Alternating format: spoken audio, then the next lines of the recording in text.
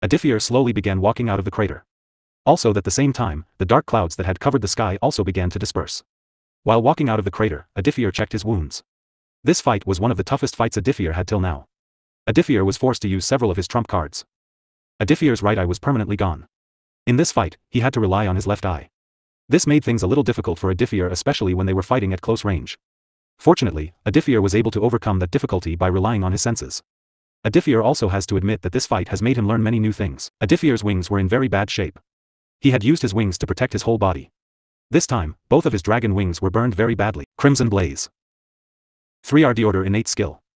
Description: an advanced evolved and powerful form of fiery blaze. Function 1: every time the user activates this skill, it will consume 1+ mana per second. Function 2: it decreases the damage of fire-type attacks used by the enemy by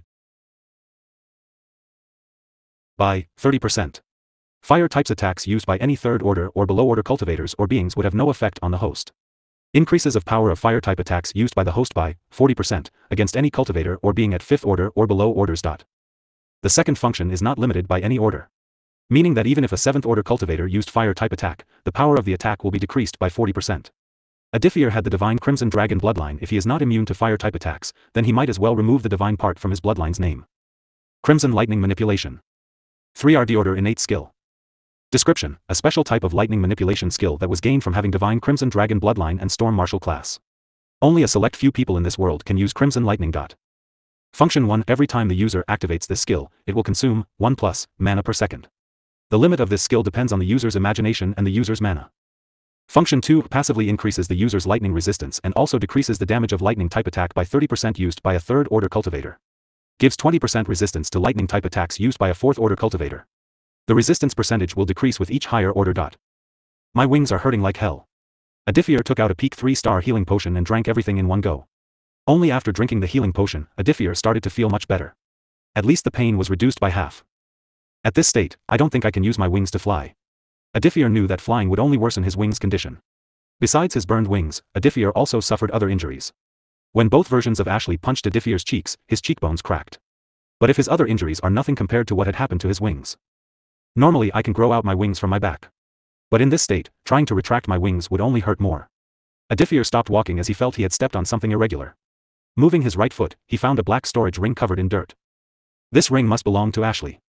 Aditya picked up the ring and took a look inside. Aditya was shocked to find thousands of mana stones, 1 million royal gold coins, some old pieces of jewelry, various kinds of 3-star and 4-star alchemy pills, a collection of various colors of normal spears, various 3-star armor sets, some clothes, male and also female clothes, and finally a strange-looking stone. Aditya was instantly attracted to this strange stone that had a deep purple glow on it. Aditya took out the deep purple color stone from the storage ring. As soon as he took out the stone, the system showed him the description of the stone. Low-grade spirit stone. Description: an upgraded or evolved version of mana stones that takes 500,000 to 1 million years to form depending on several factors such as the quality of mana in the atmosphere and the temperature of the surrounding area. An ordinary stone becomes a mana stone after absorbing mana for 1,000 to 5,000 or 10,000 years. The transformation time depends on several factors. The mana stones began sucking mana from the atmosphere to become spirit stones.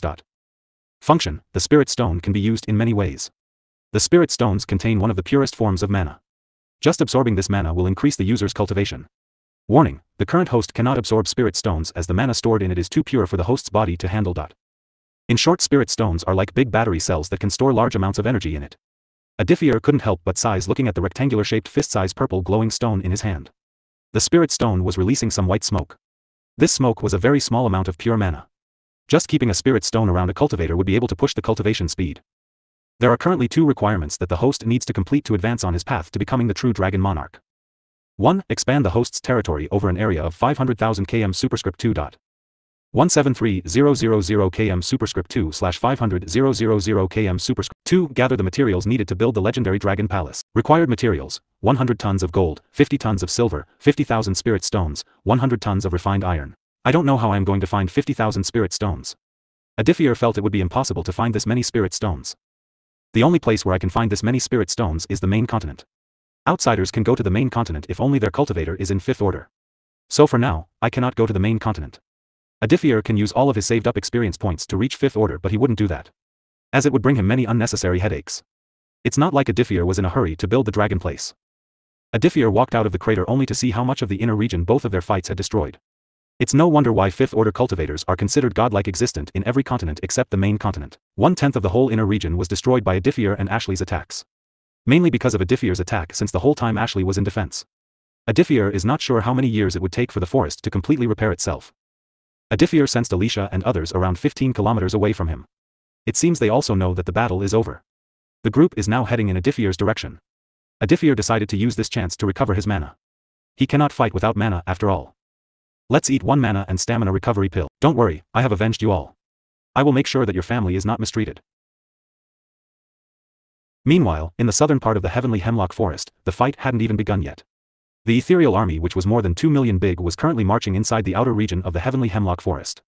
While the mutant fire ant army was marching from the north direction to face the ethereal army. Your Majesty, the battle has ended. Spoke the man who stood at King Ronnie's right side. This man was Ronnie's left-hand man. Elder Ronan was one of the few people who has served the previous 2 emperors of the ethereal empire. If there is anybody that King Ronnie respected most after his parents, that person would be Ronan. Ronan was a beastman. He had the body of a muscular human while his head and neck were a lion's head and neck. Ronan's past was very sad. The lion tribesman was sold as a slave at the age of 7 and later bought to the West Nia continent. Ronnie's grandfather and Alicia's great-grandfather took a liking to Ronan and took him under his wing. From there Ronan was unstoppable. The whole world learned his fierceness on the battlefield. In less than 5 decades, Ronan went from being a normal soldier to become one of the core members of the ethereal empire. No matter what type of situation it was, the lion man always remained calm as lake water. His fierce fighting style with his calmness earned him the title of cold bloodthirsty lion. As of today, Ronan was 312 years old. The lion man refused to marry anyone, saying that he wants to dedicate his entire life to serving the ethereal empire.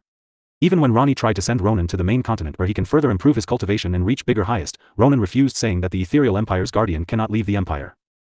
Who won? There was a trace of nervousness in Ronnie's tone. As soon as Ronan got near the heavenly hemlock forest, the peak 5th order beastman was able to sense the presence of another peak 5th order and a beginner 3rd order. Both cultivators fought like equals. The fact that Ronan sensed a beginner 3rd order equally fighting a peak 5th order made the beastman question his own senses. Ronan wondered if he had lost his sharpness and now was sensing stupid and completely illogical things.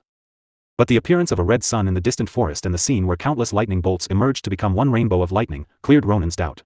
The lion man was still deeply shocked by the fact that a beginner 3rd order could fight a peak 5th order. Ronan had informed Ronnie of Aditya and Ashley's fight. Ronnie almost sent Elder Ronan to help Aditya, but he stopped after Ronan told him that there were 12 beginner 5th order mutant fire ants and a mid-5th order mutant fire ant queen approaching in their direction. Ronan's absence would have left the ethereal army in trouble. As other than Ronnie himself, the ethereal army did not have any 5th order cultivate. Your Majesty, you can relax, I cannot feel the presence of that peak 5th order anymore.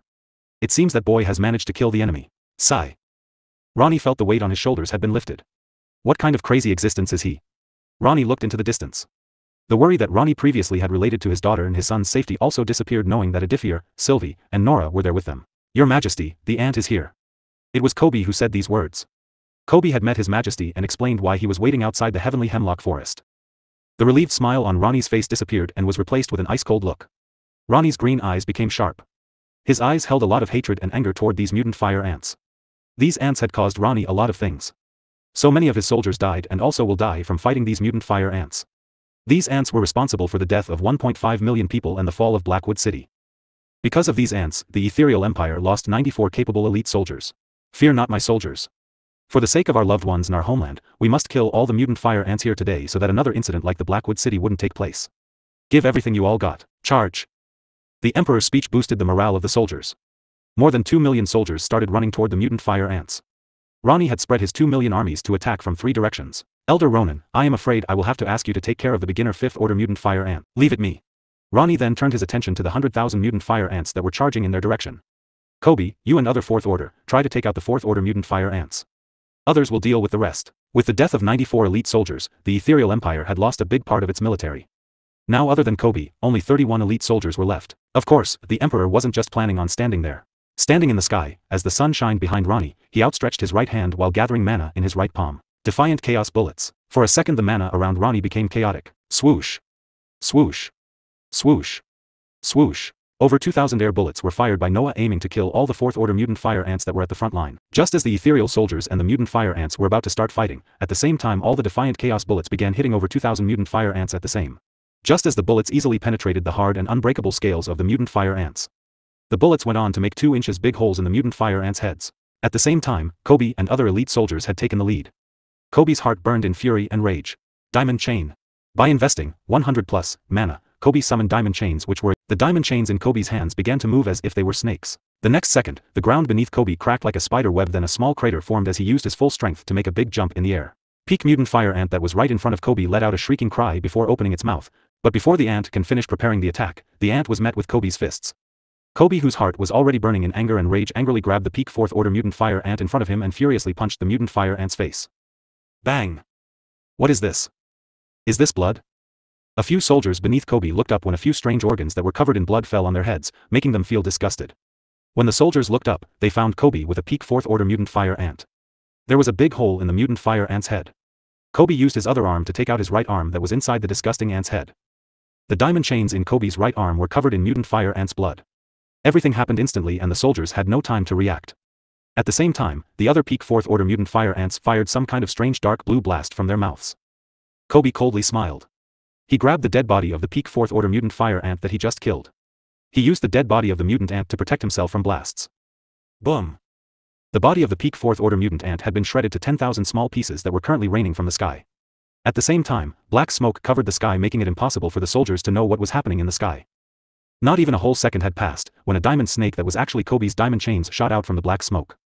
The chains moved very quickly, making it very difficult for the mutant ants to dodge the chains in time. The diamond chains moved like snakes.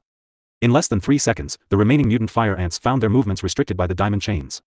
The ants struggled with their might to break free from these chains.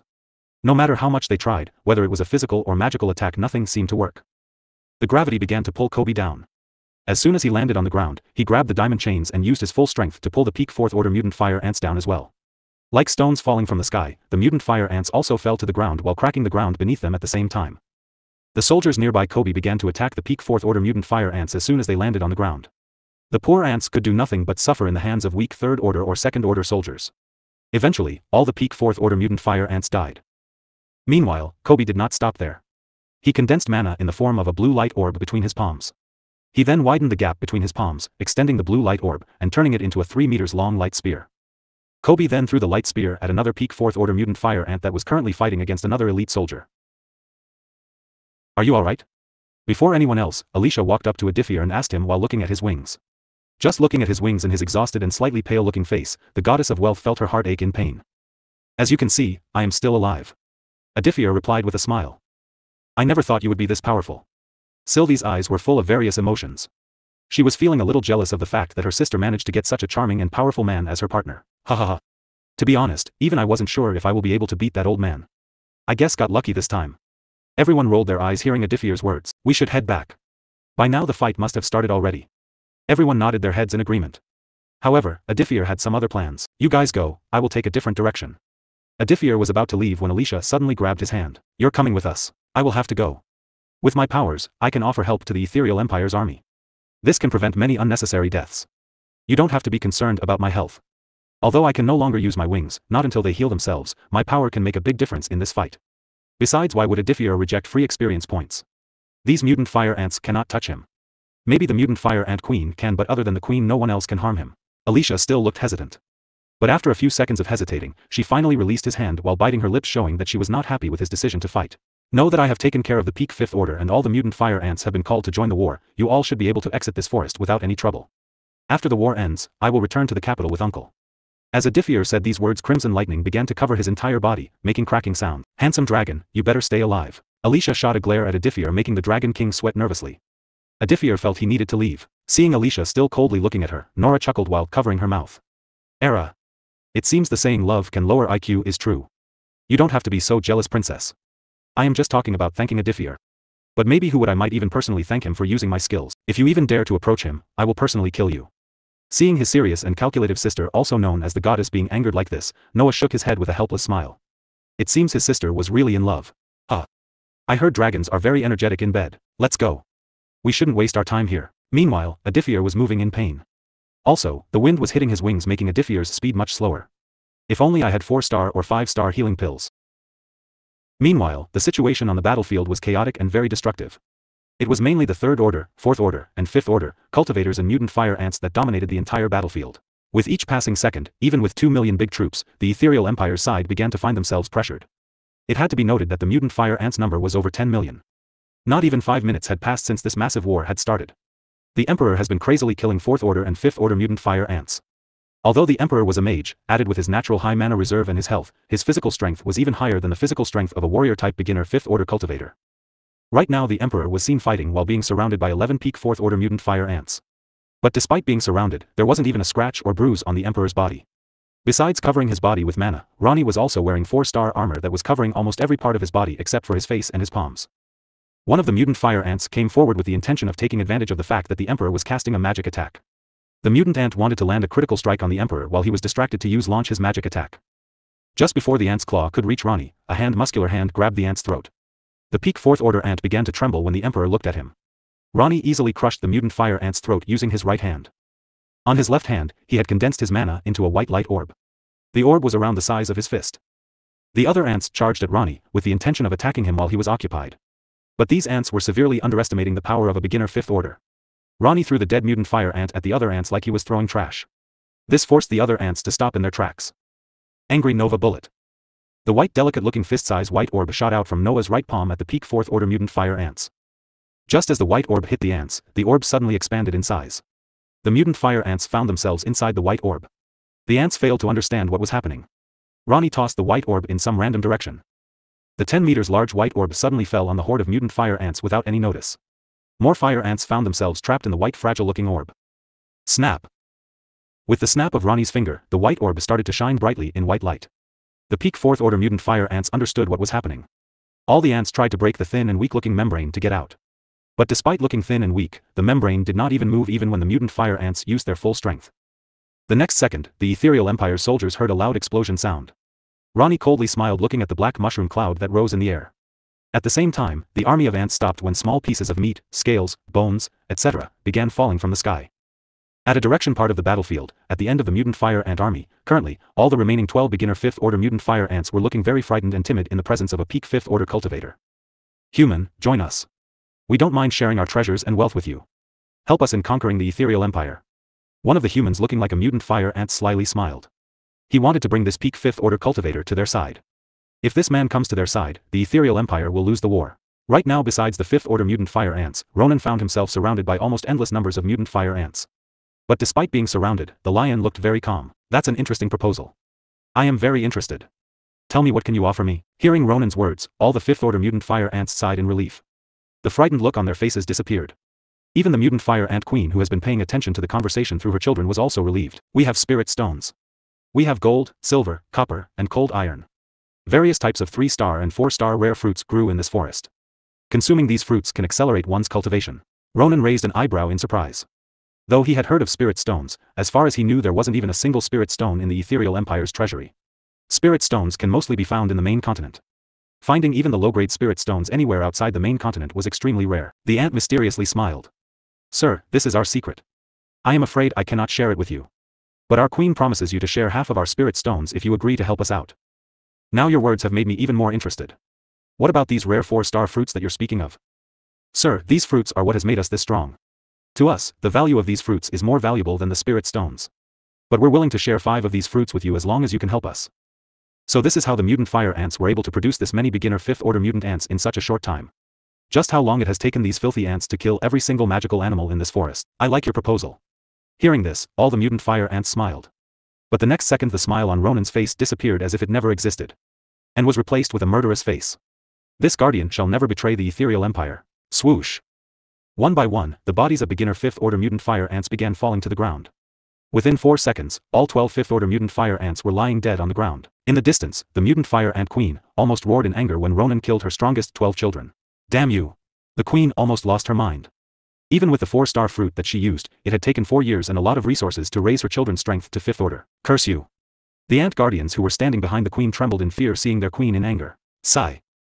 It took Scarlet 5 minutes to finally calm her emotions. Scarlet took out the communication artifact that she was given by the organization. Leader, I need your help. Are you there? Scarlet tried to contact the organization leader. After 3 minutes of impatient waiting, the leader finally responded. Scarlet, tell me how is everything going on? Scarlet felt like roaring again hearing the chuckling tone of the organization's leader. Here, her children were dying. They were losing this war, and the leader was chuckling. Scarlet felt that she had made a mistake joining this organization. Leader, we desperately need reinforcement. I need someone who can take care of that peak 5th Order guardian of the Ethereal Empire. Before Ashley had told Scarlet, the organization is going to send reinforcements to help Scarlet out in this war. But the reinforcement is yet to come. Scarlet, right now was in desperate need of reinforcement. My dead Scarlet, on behalf of the League of the Black Tomb, we thank you for your service. Without you and your dear Ant armies, this wouldn't have been possible. I cannot express how grateful I am. Scarlet's pupils contracted to the size of needles. Her entire body started trembling. Her legs lost their strength to stand. As a result, she fell to the ground on her butt. She was blankly staring at the space in deep shock and in despair. Leader, what are you saying? Scarlet asked in a stuttering tone. My dead Scarlet, please take care of yourself. You have fulfilled your purpose. We might meet someday, that is if you manage to live. Hee. Saying that, the voice disconnected. The guardian mutant fire ants that were standing behind the queen were expecting the queen to have a strong reaction. However, contrary to what they had expected, the queen simply closed her eyes while massaging her forehead with her right hand. Time continued to pass. Seconds turned into minutes. Seeing the queen in deep thought, the guards looked at each other, not knowing what they should do in these situations. While it was true that the mutant fire ants were intelligent, when it came to emotional aspects, they were lacking a lot. Other than their queen and a few other fifth-order mutant fire ants, no one else from the mutant fire ant colony had ever visited the human cities in disguise. After almost 10 minutes of silence, Scarlet finally opened her eyes and showed a bitter smile. She was in a stage where the option of retreating or escaping had been erased.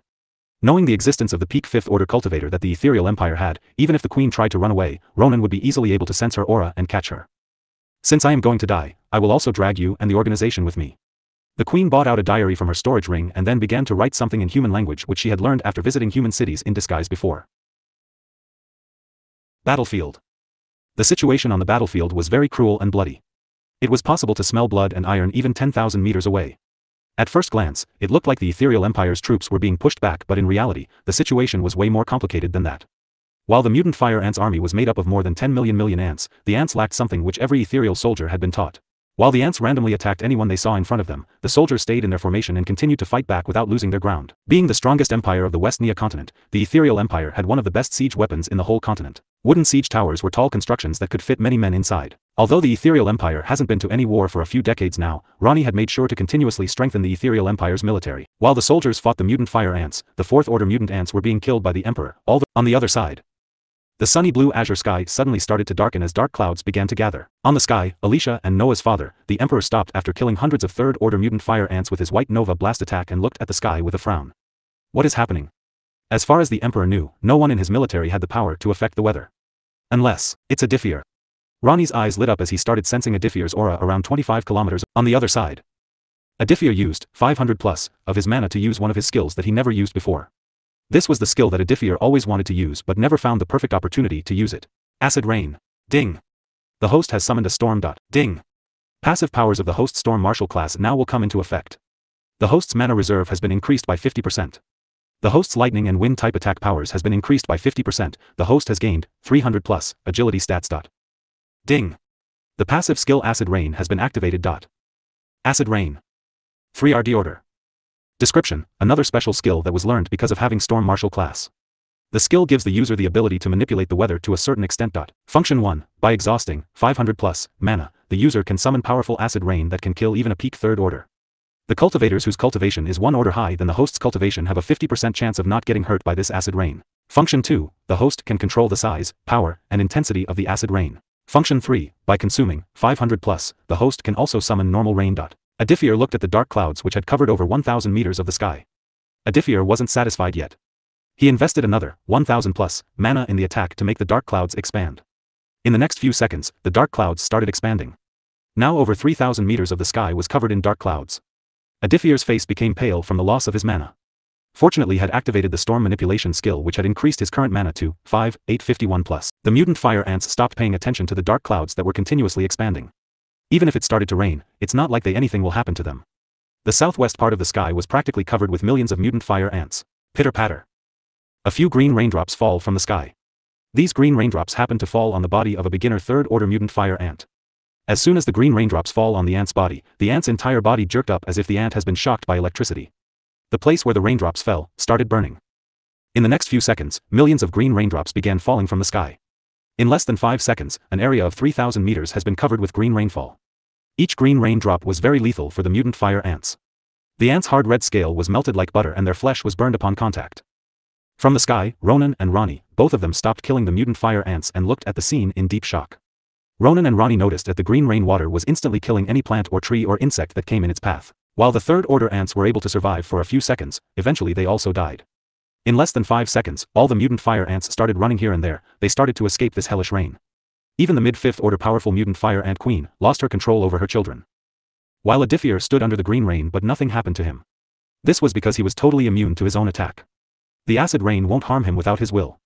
Aditya was enjoying the massive number of experience points that he was getting each second. I feel like I am making a fortune. Ding. You have killed a first order mutant fire ant. Ding. You have killed a peak first order mutant fire ant. Ding. You have killed a peak second order mutant fire ant. Ding. You have killed a peak third order mutant fire ant. Ding. You have killed a mid-phase third order mutant fire ant. Ding. You have killed a mid-phase second order mutant fire ant. Ding. You have killed a mid-phase first order mutant. Ding. To make matters even worse for the mutant fire ants, Aditya was able to move the dark clouds in any direction that he wished. Meaning even if the mutant fire ants tried to run, it was useless. What type of power is that? Everyone, stay back. Do not come near this acid rain. Ronnie's voice was enhanced with mana, and every Ethereal Empire's troop was able to hear his words. With Ronnie's orders, the ethereal troops slowly began to move away from the acid rain. The acid rain was extremely dangerous. Especially for anyone below 4th order. Even a 4th order wouldn't be able to stay in the acid rain for too long. After a certain point, their bodies would also start burning. It hasn't been even 20 seconds since the acid rain started and all the grasses, trees, bushes, and insects have been burned. Even the dead bodies of the mutant fire ants were starting to melt and mix with the soil. Seeing that the ants are trying to run away from his acid rain, Aditya controlled the clouds and began to move the dark clouds. Ding. You have killed a mid-phase second order mutant fire ant. You have gained experience points. Ding. You have killed a mid-phase first order mutant fire ant. You have gained experience points. Ding. You have killed a mid-phase. Ding. Your experience points have been saved for future use. Ding. Soul Blaze has reached 100. Ding. The passive effect of Soul Blaze has been triggered. For the 10 minutes, all of the host stats will be increased by 45%. Both Ronan and Ronnie stopped fighting. Both of them looked in Aditya's direction in shock. Both of them can clearly feel Aditya's aura sharply increasing. It is as if he was breaking through 3rd order, but in reality, his powers were getting stronger but his cultivation remained the same. I should have loved to use Inferno Overdrive in this state. Since both Inferno Overdrive and Soul Blaze were skills that increased his stats, Aditya wanted to see how strong he will become while both skills together. Crimson Lightning Dash. Lightning Armor. Storm Flight. Given the current state of my wings, flying more than 5 minutes would only worsen my wings' condition. Thanks to the peak 3-star that Julia had made for him, Aditya's dragon wings were slowly healing. Uncle, I want to do something. Ronnie fired another white Nova bullet toward the horde of mutant fire ants that was charging in his direction. He then turned his attention to Aditya. What is it? I need Uncle and Elder Ronan to make a strong barrier to protect the ethereal soldiers. Because what I am going to try will be utter chaos. What he is trying to do, I am not sure. By now around 1.5 to 2 million mutant fire ants have fallen. While other than some of our injured soldiers, not that many soldiers have died. Our number is still above 2 million. Ronan gave a brief report to Ronnie. Meanwhile, the Emperor was looking up. He was trying to see Aditya beyond the dark clouds. What about the Queen? Did you manage to find her? Ronnie wanted to kill the mutant fire ant Queen as soon as possible. The Queen was the brain of the entire mutant fire ant army. Without the Queen, the ants would become wild animals. Yes, I have managed to detect a strong mid-5th order presence in the inner region of the heavenly hemlock forest. Sensory cultivators are those with a very high affinity toward sensing mana. I believe the Queen is hiding in her lair. Should I kill her? Wait a few minutes. Let's create a barrier. I am curious to know what Aditya is going to do now. Meanwhile, the Dragon Monarch continued to fly up. He continued to move at his full speed that had reached 2034 plus. Crimson Blaze. Crimson flames covered Aditya's burned wings. However, the crimson flame did not harm Aditya. Aditya currently had 6308 plus mana, adding a 45% boost that he got after the Inferno Overdrive was activated. As Aditya started investing more and more of his mana in the Crimson Blaze, the crimson flame started expanding everywhere. Mysterious Angel Flash. On the ground, Kobe, who was the strongest elite soldier of the Ethereal Empire, used one of his strongest attacks. I will be using you to heal myself. Health drain. Kobe, I also need some healing. You look completely fine to me. Brother, I have internal injuries. Kobe rolled his eyes. Seriously, if you got time to joke around, then just go and keep killing the mutant fire ants. Kobe then ignored Isaac. Kobe, look up. Kobe did not look up, thinking that Isaac was joking with him again. Isaac, this isn't the place to joke around. You show, I am serious, idiot. Just look up. As soon as Kobe raised his head, the words that he was about to say to Isaac got stuck in his throat as his eyes bulged outward. His pupils started trembling fiercely while his face turned pale. What the hell is this? Ronan and Ronnie didn't have to wait long to know why Aditya had asked them to make a barrier. The dark clouds were pushed away, revealing a massive crimson sun descending on everyone. Every soldier and mutant fire ant stopped fighting and looked at the sky. Some soldiers began to feel that this was the end of the world. The day of judgment was here. The size of the crimson orb was out of this world. Seeing this huge thing, even Ronan, the peak 5th order cultivator, someone who stood at the very top of this continent, felt his throat go dry. Is he trying to kill us or what? The size of this crimson orb had already exceeded the 10,000 meters mark. This thing was so massive that, everyone who lived in the central region of the West Nia was able to see this red sun descending. Anyone who looked at this massive thing was frightened. Somewhere far away, Alicia, Noah, Nora, and Sylvie, all of them had just exited the heavenly hemlock forest. Now that we're out of the heavenly hemlock forest, Sylvie, please take both Prince Noah and Princess Alicia back to the capital. I will join this war. As an elder of the Ethereal Empire, the beginner 5th order succubus wanted to join this war. I will also join the war. Sylvie, you all three can leave. I can go back to the capital alone. Noah, Sylvie, and Nora also had similar types of reactions. After a few seconds of silence, all four looked at each other at the same time. This bastard. Is he trying to wipe out the entire ethereal army or what? Ronan, I will need your help. Desperate times call for desperate measures. This massive red orb can take out everyone if no one does anything about it. I am already working on it. Ronan let out a loud roar before investing all of his mana into creating a huge barrier that separated the mutant fire ants from the ethereal soldiers. Ronnie followed Ronan and added all of his remaining mana in enhancing the defensive capabilities of the barrier. Following their majesty, all the ethereal soldiers, one by one began to pour their mana into the barrier, making the transparent barrier more and more stronger with each second. Some mutant fire ants tried to run away, but those mutant fire ants found themselves unable to move as Ronan was pressuring them using his cultivation. Ronnie was also doing the same. The combined effort from Ronan, Ronnie, and other elite soldiers had managed to kill all the remaining 4th order mutant fire ants. As for the 4th order mutant fire ants that managed to survive, those ants were seriously injured and under the pressure of a peak 5th order, they couldn't move at all. The barrier stretched out more than 10,000 meters. It separated the mutant fire ants and the ethereal soldiers. The 2 million soldiers began to pour their reserved mana, making the mana barrier stronger and tougher. A few seconds later, the massive red sun that was over 10,000 meters big was only 1,000 meters away from impacting the ground.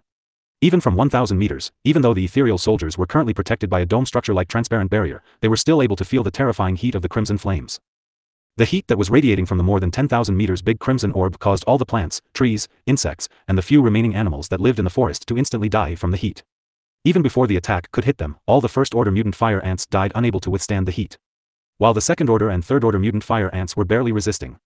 Another second later, the dead bodies of the mutant fire ants began to burn without even being in contact with the crimson flame. The temperature of the outer region of the heavenly hemlock forest had reached a terrifying level. And finally, the impact happened. Boom! As soon as such a massive attack impacted the ground, the entire central continent felt earth shaking. With the empire-shaking explosion, a huge shockwave spread everywhere. Alicia's POV ______. What is he doing?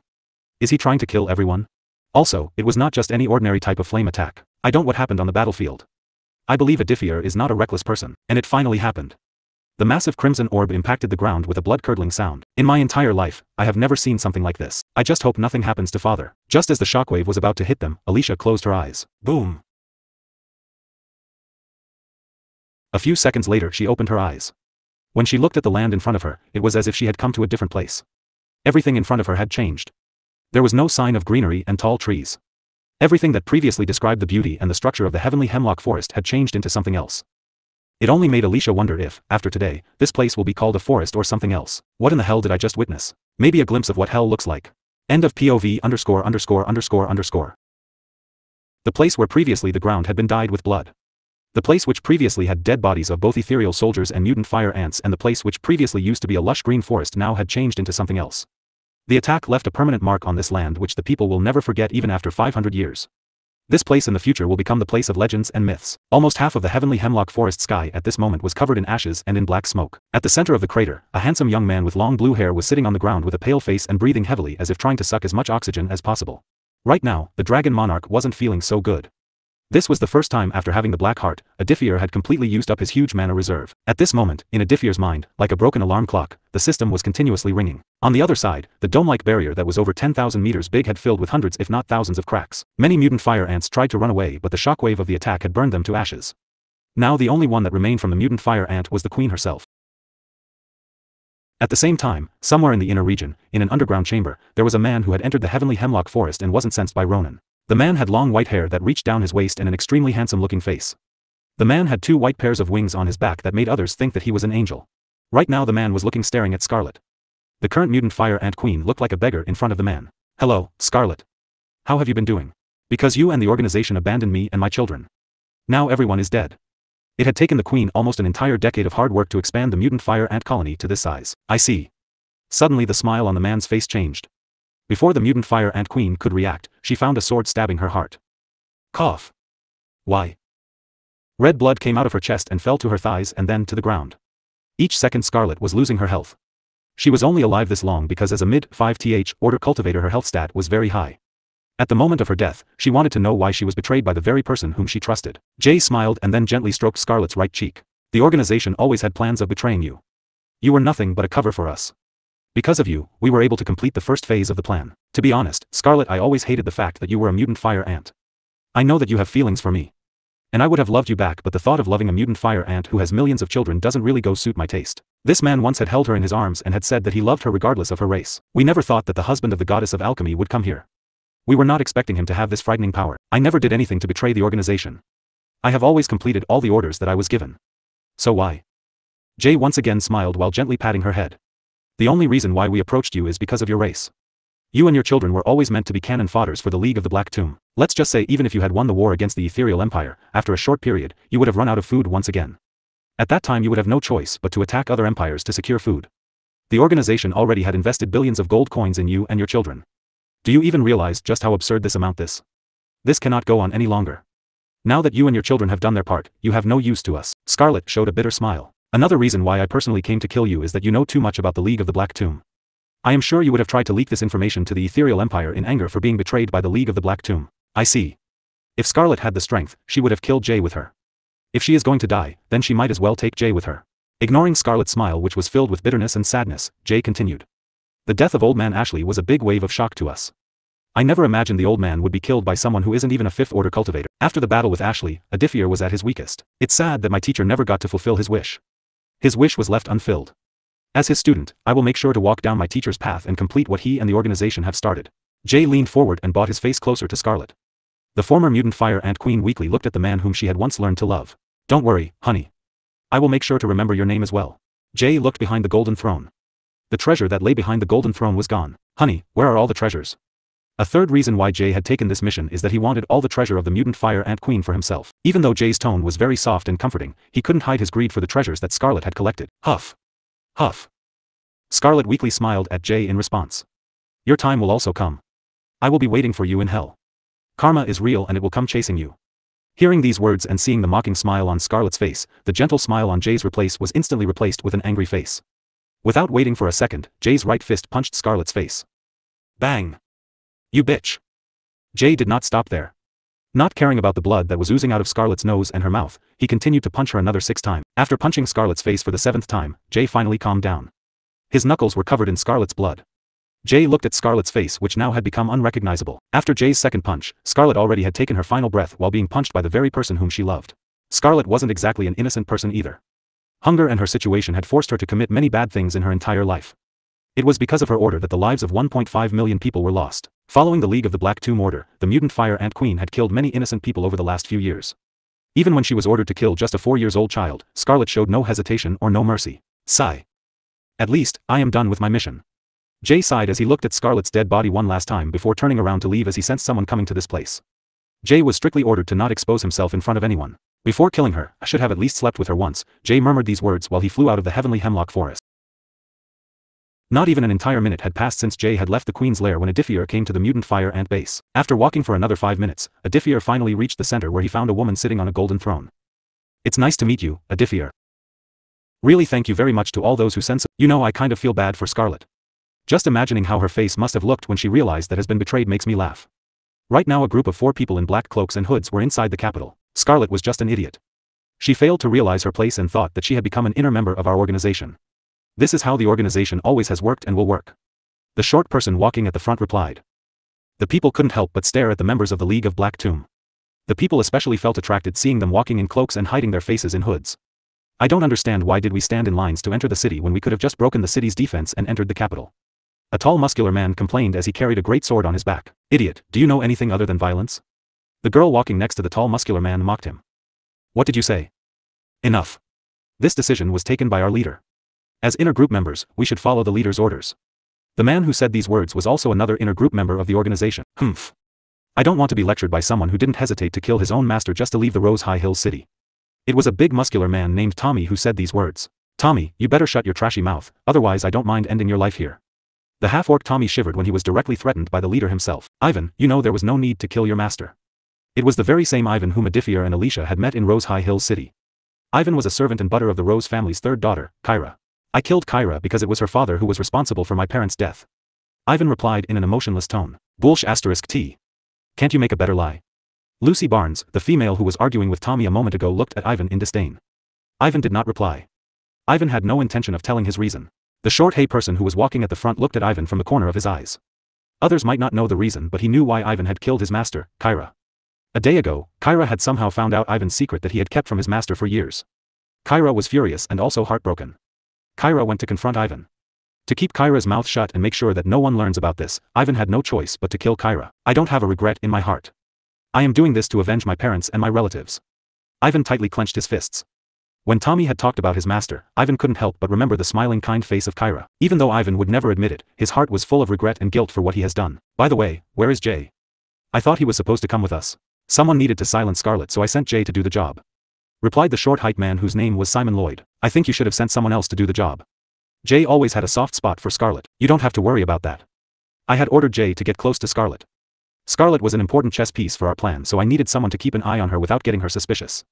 Jay was the perfect man to do the job. When Simon talked about Jay, a look of disgust appeared on Lucy's face. Fortunately, because of the hood that covered her face, no one saw her expression. Lucy did not like Jay. He pretended to be some angel, but in reality, he was the reincarnation of the devil. During the daytime, Jay would work in a church and help the orphans, but during the nighttime, he would do unthinkable things to girls. If Jay didn't belong to this organization, then Lucy already would have killed this nasty piece of *T. For years Lucy has been trying to convince the core members to warn Jay to keep himself in check, but the core members never bothered themselves with what Jay was doing. Every member of the League of Black Tomb was allowed to do whatever they wanted. The members would be called if there are any missions or important jobs. The outer members, inner members, and core members had different roles in the organization. Lucy, Tommy, and Ivan listened to my words carefully. The Guardian of the Ethereal Empire is currently fighting with the mutant fire ants. Meaning there are no Fifth Order left in the capital as of now. Our plan is to take that item and get out of here. So no unnecessary killing or trouble. Yes.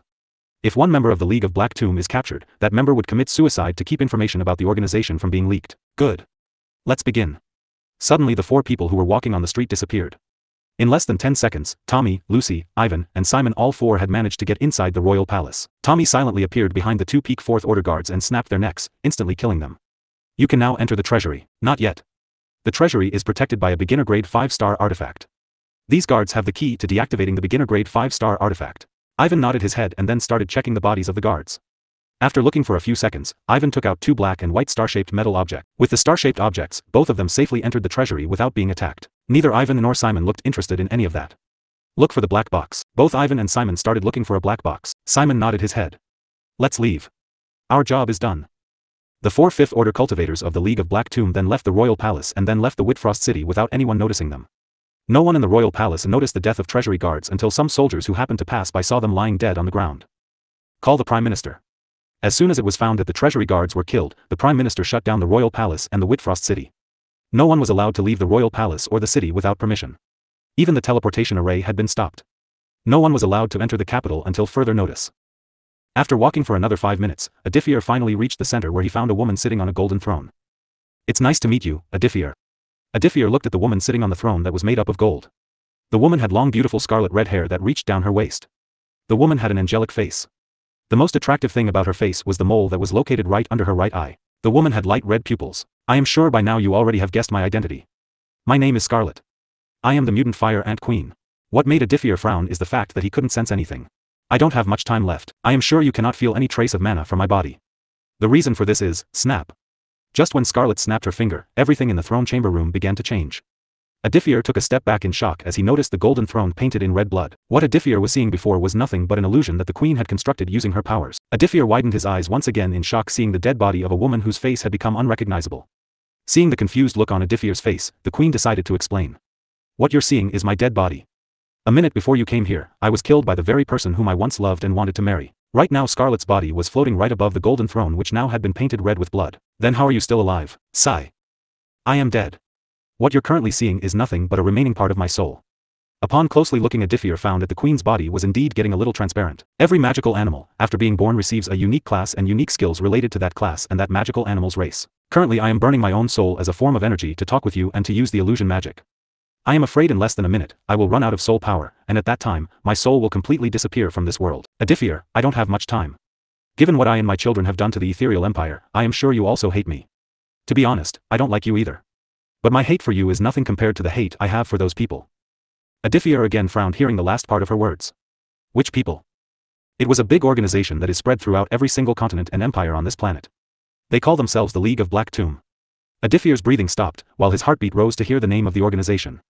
The League of Black Tomb had tried to destroy the Eastern Empire by manipulating the Nepika Kingdom, the Deep Sea Palace Empire, the Nyland Kingdom, and other 14 small kingdoms to join hands and attack the Eastern Kingdom. Ever since he learned the name of the organization, he has been secretly trying to learn more about this organization, but so far, other than knowing its name and the organization's motive to take the crown of 7 seas, he knew nothing about this organization. Scarlet observed Aditya's reaction. Based on his shocked and angry look, she was sure that Aditya had some past history with the organization. As I was saying, the League of Black Tombs is after something that is being kept in the treasury of the Ethereal Empire.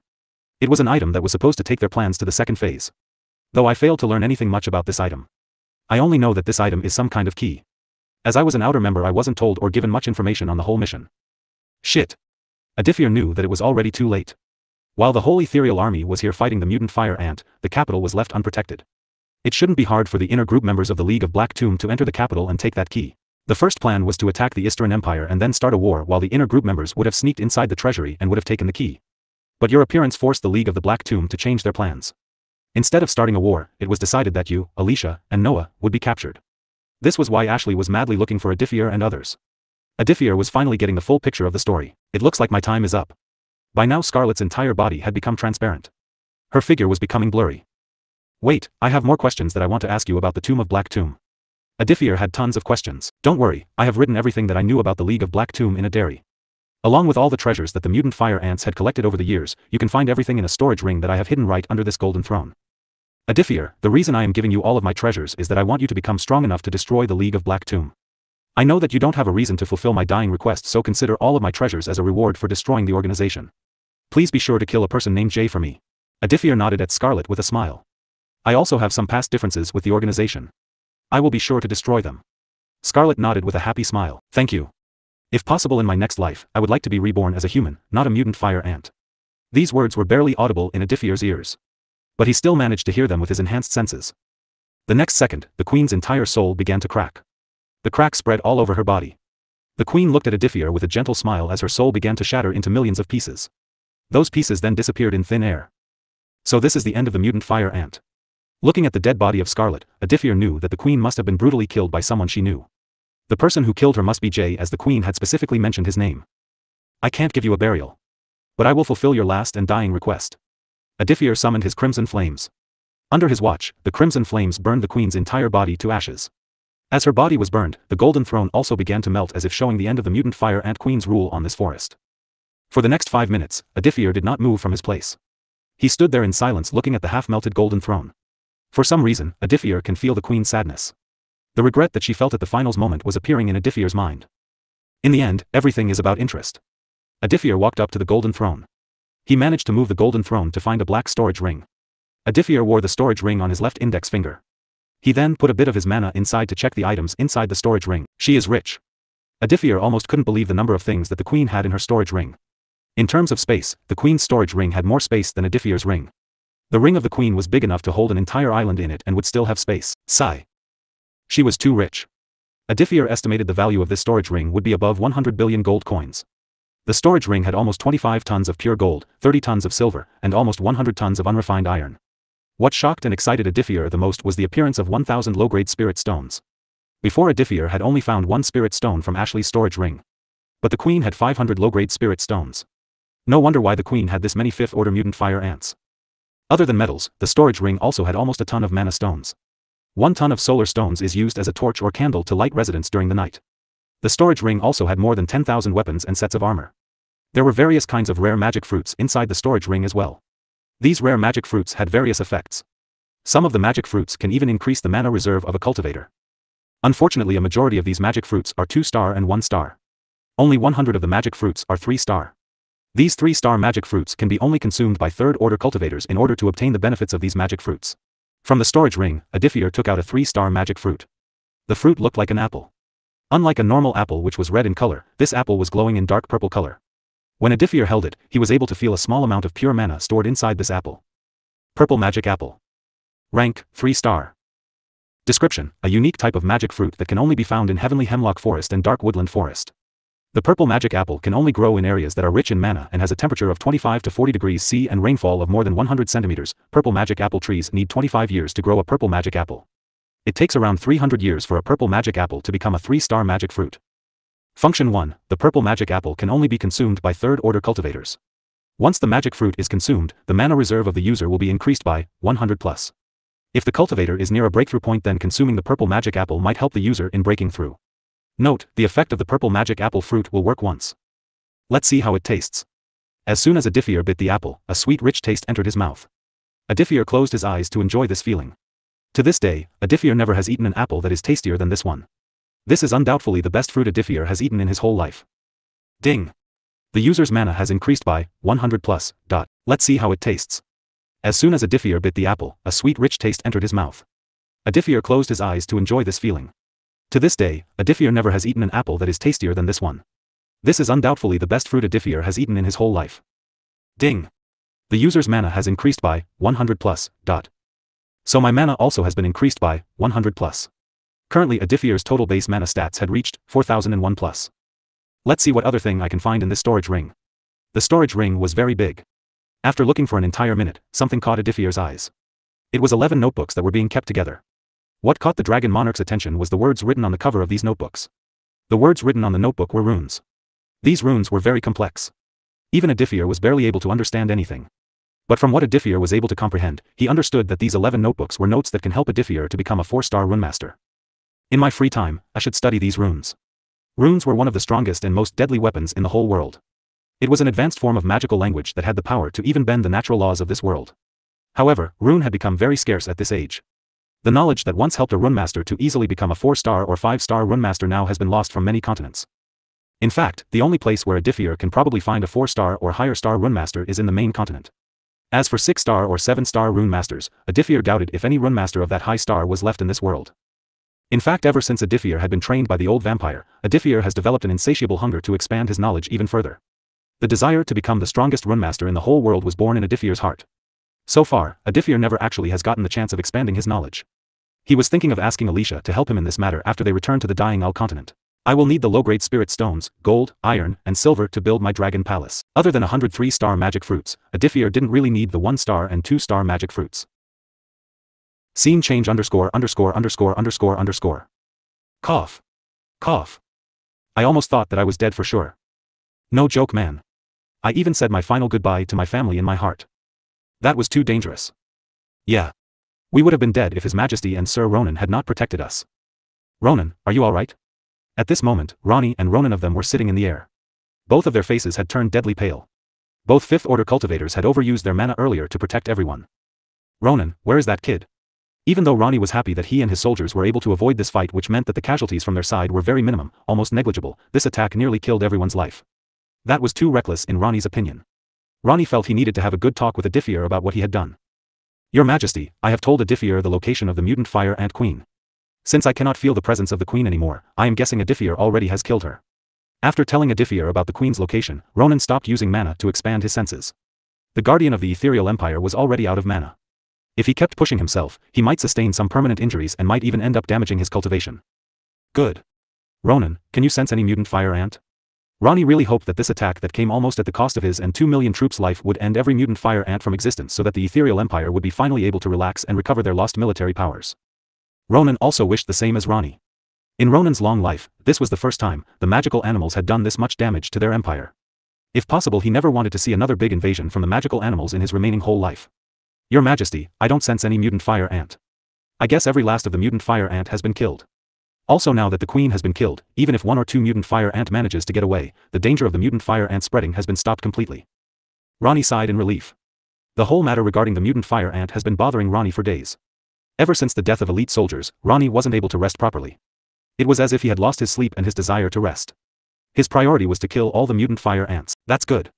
Ronnie then turned his head to Kobe, who was sitting below them. Diamond chains that were covered in blood were lying around him. Kobe, after 10 minutes of break, order all the troops to prepare to return to the ethereal empire. I and Ronan will be heading out first. After 10 minutes. Aditya met with Rani and Ronan outside the heavenly hemlock forest. Rani had some questions that he wanted to ask Aditya about the Ant Queen, which is why the Empire waited for Aditya instead of returning to the capital. Aditya, I need a complete detailed explanation of what happened. Rani wanted to know more about the mutant fire Ant Queen. This type of event has never really occurred in the history of West Nia or in the long history of the Ethereal Empire. Uncle, I have some news that you might not like. Tell us what happened. Rani asked in a very serious tone. After making sure that no one was listening to their conversation, Aditya decided to tell Rani and Ronan about the League of Black Tomb. Uncle, everything that happened was manipulated by some mysterious people. What? Rani and Ronan, both men, were in aghast listening to Aditya's words. Aditya's words had hit them like a thunderbolt. To think this entire time, this whole thing was someone's plan. From the information I have managed to obtain, they call themselves the League of Black Tomb. Uncle, I am unfortunate to say this, but Elder Tate was a part of the organization. Hearing Aditya's words, Rani's entire body trembled. He had some doubts on Elder Tate's death before everyone. Now he understood why Tate had died. He was killed by Aditya. Tate purposely took us deep inside the heavenly hemlock forest. When we were surrounded by countless mutant fire ants, Tate revealed his true nature. Other than Tate, the organization also has many other members. I know 2 other members' names, which are Scarlet, who is the mutant fire ant queen and was following the organization's order, and the other one is Ashley, the very peak 5th order cultivator that seriously injured me and forced us to use the teleportation orb. The most messed up thing about the whole story is the fact that before I can even reach the mutant fire ant queen, she was killed by another member named Jay and left without being spotted in my senses. I couldn't sense anything about him. Right now Rani and Ronan are in a state of aghast. Everything Aditya had said had shaken them to their core. To think there was some hidden organization powerful enough to raise an entire army of mutant fire ants with 20 beginner 5th order cultivators in it. And here comes the worst news of all. This whole time the organization was after something that was inside the Ethereal Empire's treasury. They said that item was a key. Hearing Aditya's words, Rani couldn't keep his aura under control any longer. We're going back to the capital. Without even waiting for Aditya and Ronan, Rani already had begun flying toward the Rose High Hill city where he can use the teleportation array to directly return to the capital. Ronan silently followed Rani back. Meanwhile, Aditya stayed behind, fully knowing that it was too late. Instead of rushing, Aditya wanted to take his time. His mana was almost depleted. In this state, it was impossible for him to keep up with Ronan and Rani. Are you alright? Alicia, the goddess of wealth, asked while checking his whole body. What do you think? Aditya asked back. Princess, instead of asking, you should just take off his clothes and inspect his whole body. Aditya's cold stare shut the beginner 5th order succubus's mouth. Alicia ignored Nora's words and instead took out another peak 5-star healing pill that was given to her by her father. Here, take this. Just as Aditya put the pill in his mouth, once again a green aura spread around Aditya's body. The green aura began to heal his wounds. In less than 10 seconds, all of Aditya's wounds except for the permanent loss of his right eye, everything else had healed. Seeing Aditya healing, Alicia and Sylvie of them sighed in relief. It seems the effect of the foreign substance that was slowing down your healing speed is gone now. But I don't understand why your right eye is not healing. Sylvie knew that without Aditya's right eye, his fighting powers would be lowered. Aditya's capabilities will be limited. In these 2 days, I have pretty much gotten used to it. At first, it was uncomfortable to use only one eye. But later he slowly got used to it. Aditya looked at Aditya's right eye, which had a scar over it. For some reason, Alicia felt this scar was making Aditya look more mature and serious looking. Though the damage damaged his handsome and gentle face. Where is Noah? Right now Aditya, Alicia, Sylvie, and Nora, all 4 were walking back to Rose High Hill City. Noah had returned to the capital with the Ethereal Empire's army. Aditya did not tell Alicia, Sylvie, and Nora about the League of Black Tomb. Aditya decided to wait and tell Alicia about it later. Alicia might be able to help Aditya to learn more about the League of Black Tomb using her business connections that are spread in almost every continent except for the main continent. By the way, Alicia, in 10 days, it will be Noah's marriage, right? Aditya looked at Alicia for an explanation. Marriage? Alicia never told him anything about it. Alicia gave Aditya an apologetic look before explaining. It was decided that when I return home with my boyfriend or my future fiancé, my brother is going to officially marry his fiancée and become the next emperor of the Ethereal Empire. Uncle is stepping down. Rani looked very young for his age. Aditya felt Rani should continue to be the emperor for another decade or 2. Father said that he wanted to focus on his cultivating. After he became the emperor, he very rarely got time to cultivate. Actually, His Majesty was a genius when it came to cultivation. Even before becoming the emperor, His Majesty already had reached beginner 5th order. By the way, who is Noah's fiancée? She is the first princess of the Adrinia dynasty, which is located at the southern edge of the central region. Her name is Lily Collins. You see, when Noah was around 10, he was sent to Adrinia dynasty to study. When father found out about this, he held a meeting with the Adrinia dynasty's king. Since the Adrinia dynasty was located near the Pearl River, which is directly connected to the sea, our empire has been trying to forge a deep connection with the Adrinia dynasty for a few decades. Father saw the marriage between Noah and the first princess of the Adrinia dynasty as a perfect opportunity to deepen the bond between the 2 kingdoms. So, in the end, everyone was happy with the marriage. Big Brother got to marry the woman he loved, and the Ethereal Empire managed to make strong ties with the Adrinia dynasty and get direct access to the sea, which made trade easier and cheaper than before. While talking about Noah's life, Aditya, Alicia, Sylvie, and Nora reached the Rose High Hills. The last time they left the city, the whole city was surrounded and was being guarded by 1 million troops. Now all the restrictions have been lifted. People, merchants, adventurers, and traders, all were allowed to enter and exit the city according to their wishes. After the group approached the southern gate, the soldiers that were stationed to guard the southern gate immediately recognized the princess. Alicia had covered her face with a green veil before any guard or any commoner could see her face. Only the people close to her were allowed to see her angelic face. After entering the city, Aditya leaned toward Alicia and whispered into her right ear. You know, if you had never worn a veil to cover your face, I am sure by now a countless number of men would have chased after you and would have tried to marry you. Wife, I already feel jealous at the thought of anyone else marrying you. After saying these words, Aditya moved away. But what he did just left the guards dumbfounded. It seems the rumor about the princess having a boyfriend is true. Unknown to the guards and everyone, when Aditya said those words, his warm breath was felt on her neck. While Aditya was flirting with Alicia, Sylvie, and Nora, both instantly felt something was wrong. The guard failed to recognize Sylvie as the leader of the White Lotus Guild, which is understandable since in this age there was no internet.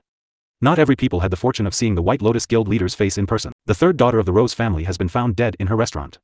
We are suspecting that it was her personal servant Ivan who had done it. But we are unable to find Ivan. Right now, the Duke has ordered us to search for Ivan throughout the entire city. Really, thank you very much to all those who... The third daughter of the Rose family has been found dead in her restaurant. We are suspecting that it was her personal servant Ivan who had done it. But we are unable to find Ivan. Right now, the Duke has ordered us to search for Ivan throughout the entire city. Aditya and Alicia both widened their eyes in shock. Just a few days ago, both of them had met Kyra Rose, the third daughter of the Rose family, in her own restaurant. The news was just too shocking for them. This morning, Kyra was found dead lying in her own restaurant. A few customers found her dead body when they went to have breakfast in her restaurant. Where is she right now? Alicia asked. In an hour, her body will be buried in the cemetery. The Rose family head was devastated by the death of his daughter. He was also very angry. Aditya can tell that Kyra's father was holding it inside. He was waiting to find Ivan. But even after searching the whole city, no one was able to find Ivan. As a result, everyone started to believe that Ivan already has left the city. At the same time, although the news about a group breaking into the royal palace and entering the treasury had been suppressed by the general public and the nobles of the empire, the news had managed to reach the ears of Aditya, Alicia, Sylvie, and Nora. As a result, everyone decided to head back to the capital. The plan of attending Kyra's funeral was discarded. It was not as if Alicia was very close to Kyra or anything. Kyra was Alicia's big fan and she idolized her. Alicia was sad about her sudden death. The rest of the day in the capital was a mess. Aditya, who was already super tired with all the injuries and multiple big battles and after depleting his huge mana reserve, couldn't keep his eyes open any longer. Without even bothering to wash his body, he felt entered one of the guest bedrooms in the royal palace and fell asleep. Fortunately, after learning that Aditya had fallen asleep, Alicia ordered the servants to not disturb him. The goddess then returned home where she was scolded for going with the expedition team. The poor goddess was scolded not only by her own mother but also by her other stepmothers, and her grandma also scolded her. After the scolding period was over, they asked Alicia what happened after they entered the heavenly hemlock forest. Alicia explained everything that she and others went through. After she was done explaining everything, at the end of the evening, after returning to the royal palace and after checking on Aditya, the goddess decided to contact a certain person who can help him in this situation.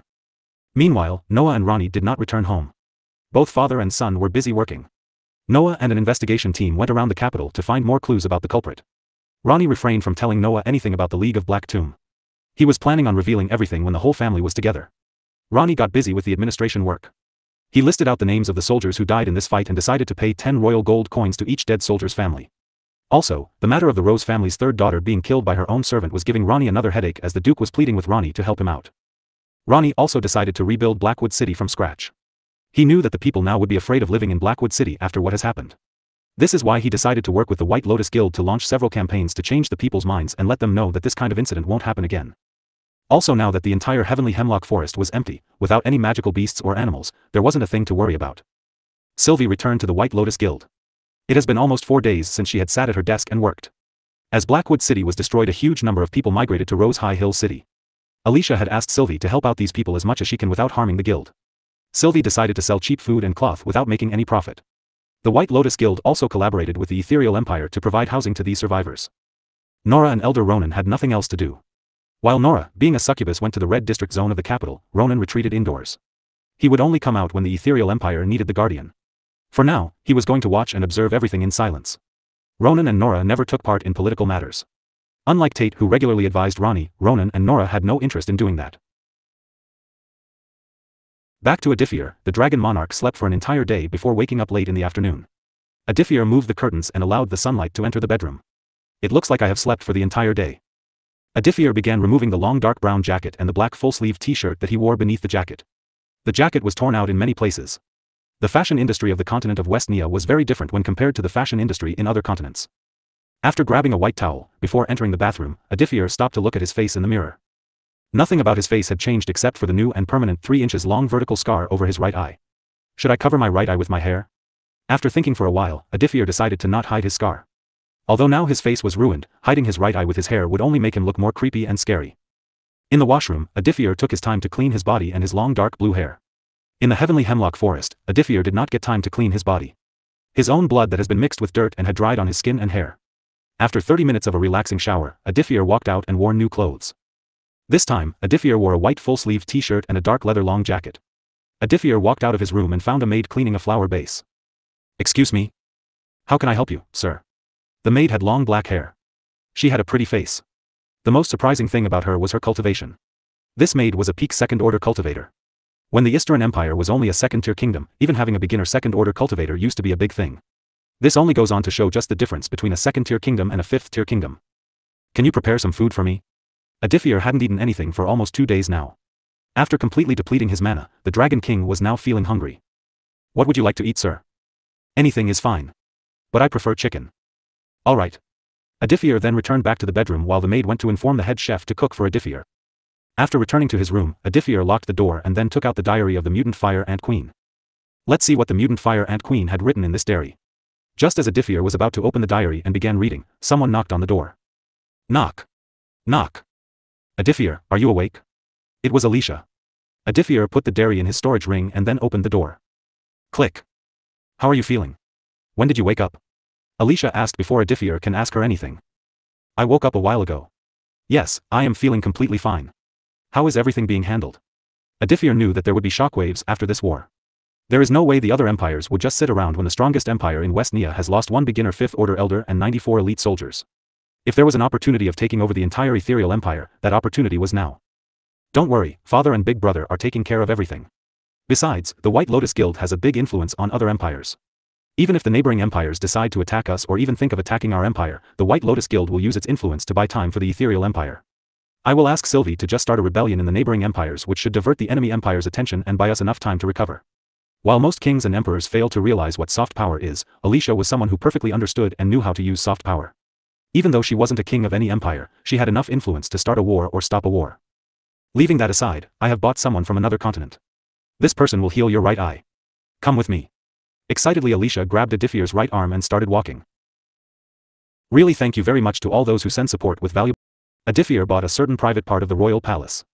This part of the royal palace was only limited to the royal family. Not even the prime minister is allowed to come here. The private area had 6 bedrooms, 1 kitchen, 1 living room, and 2 bathrooms. In the living room, there was a young lady sitting on the couch. Behind the couch, there was a young and beautiful maid standing like a bodyguard. Click. Don't be too surprised. As Aditya and Alicia walked in, the maid and the young lady sitting on the couch, both raised their head and looked at Aditya and Alicia. Both of their eyes were especially drawn toward Aditya. The lady sitting on the couch felt her heart ache in pain seeing the scar over Aditya's right eye. Aditya also couldn't help but stare at the beautiful woman sitting on the couch. For some reason, this woman oddly looked familiar to Aditya. It was as if Aditya had met this woman many years ago. In his memory, he can recall the image of a little girl, but for some reason, the face of that girl was blurred in his memory. The woman sitting in front of Aditya had beautiful attractive silver hair. She was wearing a full-sleeved light orange dress that covered her whole body. On both sides of her hips, there were 2 5-inch long cross-shaped golden objects attached to her light orange dress. There was another big golden cross which was almost 10 inches long right under her bosom. She was covering her head with a hood. She was fair-skinned and had purple-color unique pupils that seems to attract people toward her. She had thin rosy red lips.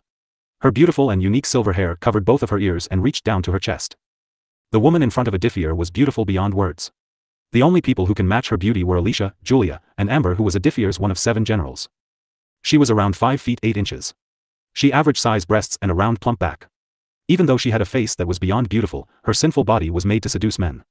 Just looking at her figure one wouldn't help but have naughty thoughts about her. She couldn't hide her curves even though her dress covered her entire body.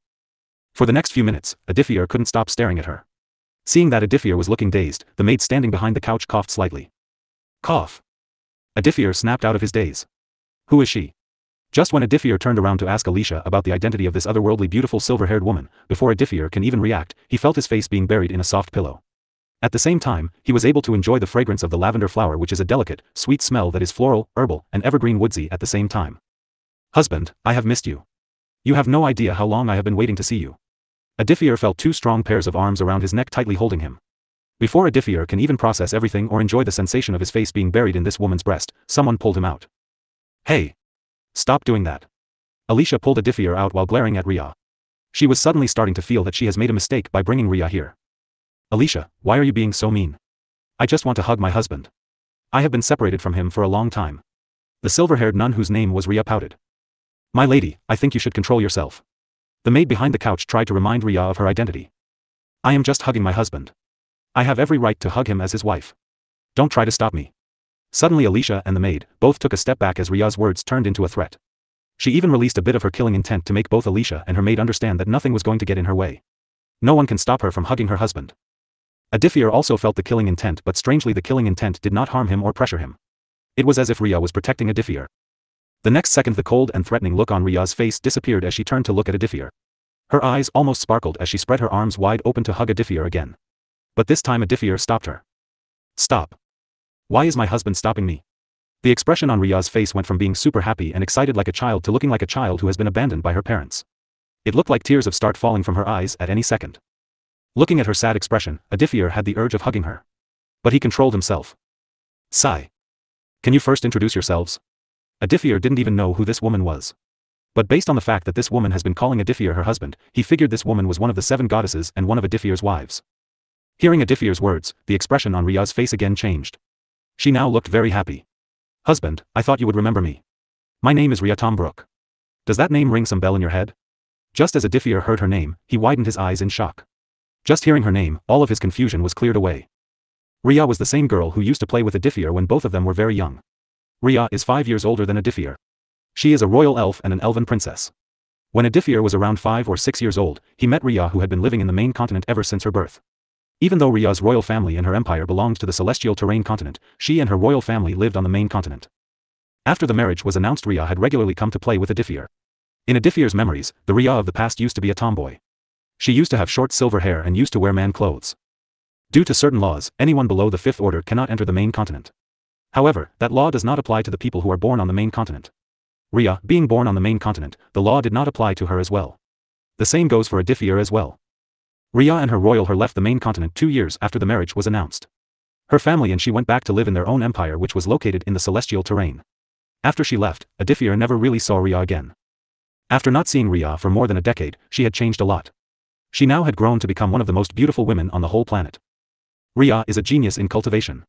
While Aditya was stuck at 1st order, at the age of 10, Ria had managed to break through 2nd order, which was something that not even the Dragon King, who was Aditya's father, couldn't accomplish. Right now Ria's cultivation was so high that Aditya couldn't even sense her cultivation. He is not sure if Ria's cultivation is in peak 5th order or higher. Seeing Aditya's shocked look, Ria smiled, fully knowing that her husband remembered her. She took a step forward and hugged Aditya again. This time she wrapped her arms around his back and buried her face in his right shoulder. Husband, you have no idea how much I have missed you. Standing 5 meters away, seeing Ria hugging Aditya, Alicia couldn't help but feel her a little angry. Without even realizing, the princess of the ethereal empire was feeling jealous. Unknowingly, when Aditya had protected her so many times, she also began to develop something for Aditya. As for Ria's personal maid, the young maid was gritting her teeth in jealousy. She always had kept men away from her lady.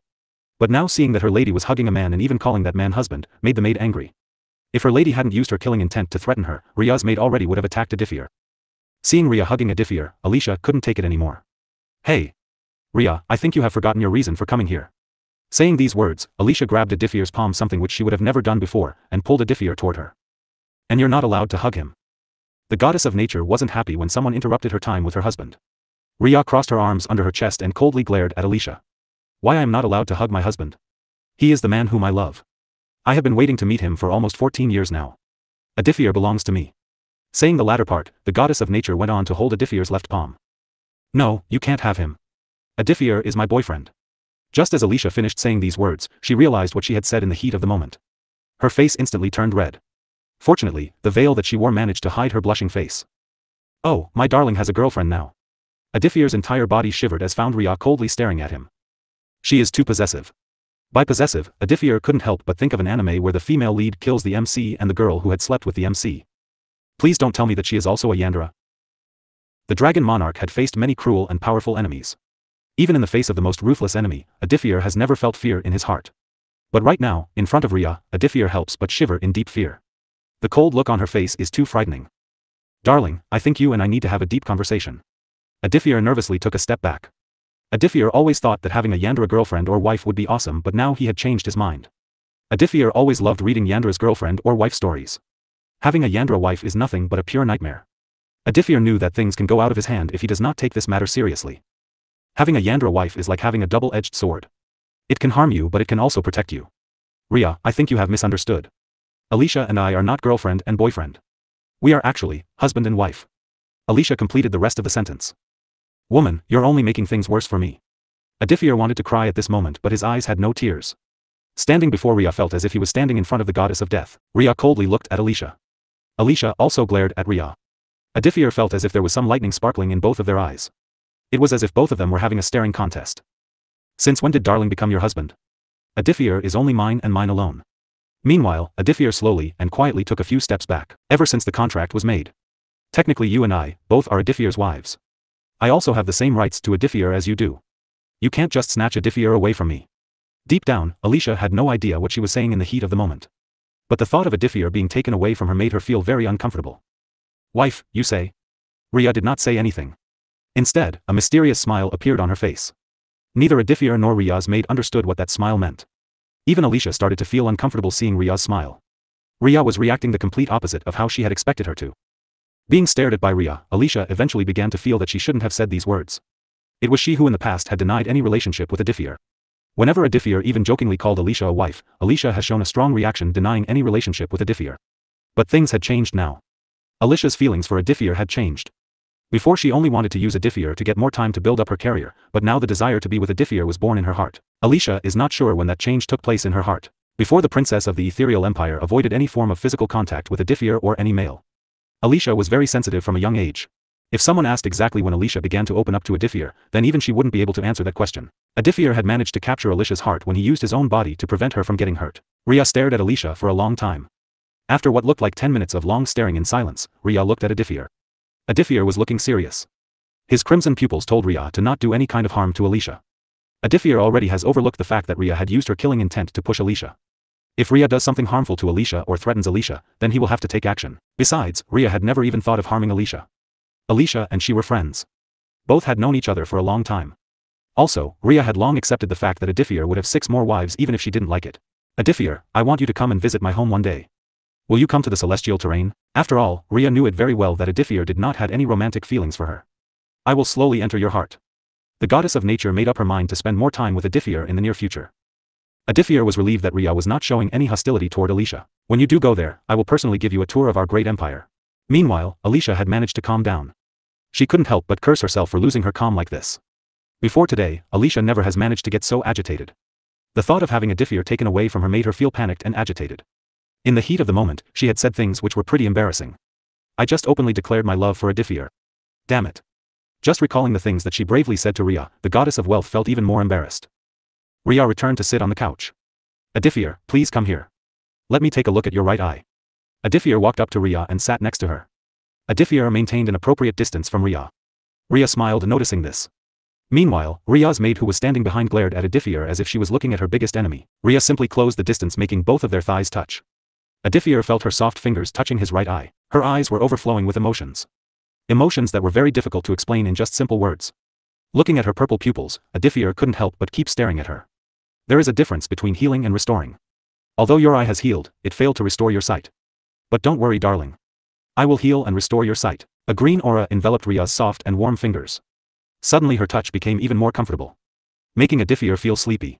As her fingers smoothly circled and ran over his right eye, gradually Aditya was able to move his eyelids. After a few seconds, when Rhea moved her fingers, a second later, Aditya opened his right eye and was able to with his right eye. It took Aditya a few seconds to get adjusted to the light that entered his eye. He looked around the room with his right eye. His vision had been restored. Thank you. Aditya sincerely expressed his gratitude to Rhea from the bottom of his heart. Darling, there is no need to thank me. I would do anything to save you. Alicia on the other hand took a deep breath and felt relieved. She felt burdened this whole time. Whenever she looked into his face and saw that scar over his right eye, she felt guilty and couldn't help but blame herself. If he hadn't protected her, Aditya wouldn't have lost his right eye. Thank you, Ria. As I said before, there is no need to thank me. Milady, I think we should go back. Aditya noticed that Ria's personal maid has been hostile toward him. Ever since he entered the room, this maid has been glaring at him. And every time Ria hugged him or had any form of physical contact, the maid acted like a fierce cat who wants to keep humans away from her children. Hearing her maid's words, a sad look appeared on Ria's face. Ria reluctantly stood up. Aditya also stood up following her. While Alicia couldn't help but feel a little happy inside. Unfortunately, darling, I will have to take my leave early. I apologize for not being able to spend any time with you. When Alicia contacted me, I left some urgent work in my hand to come here and see you. If I don't return, the injured elves will only continue to suffer. When I have time, I will come to the celestial terrain and meet you. Darling, do not worry, soon we will be seeing each other again. What did you mean by that? You will know when the time comes. Seeing Ria refusing to explain, Aditya started to feel that Ria was going to visit him in the Eastern Empire. Alicia led Ria and her maid to another room where there was a teleportation array. After Ria and her maid left, it was only Aditya and Alicia in the living room. For a moment both of them remained silent. As the silence grew with each passing second, Alicia also started to feel awkward. She had no idea what she should say in this situation.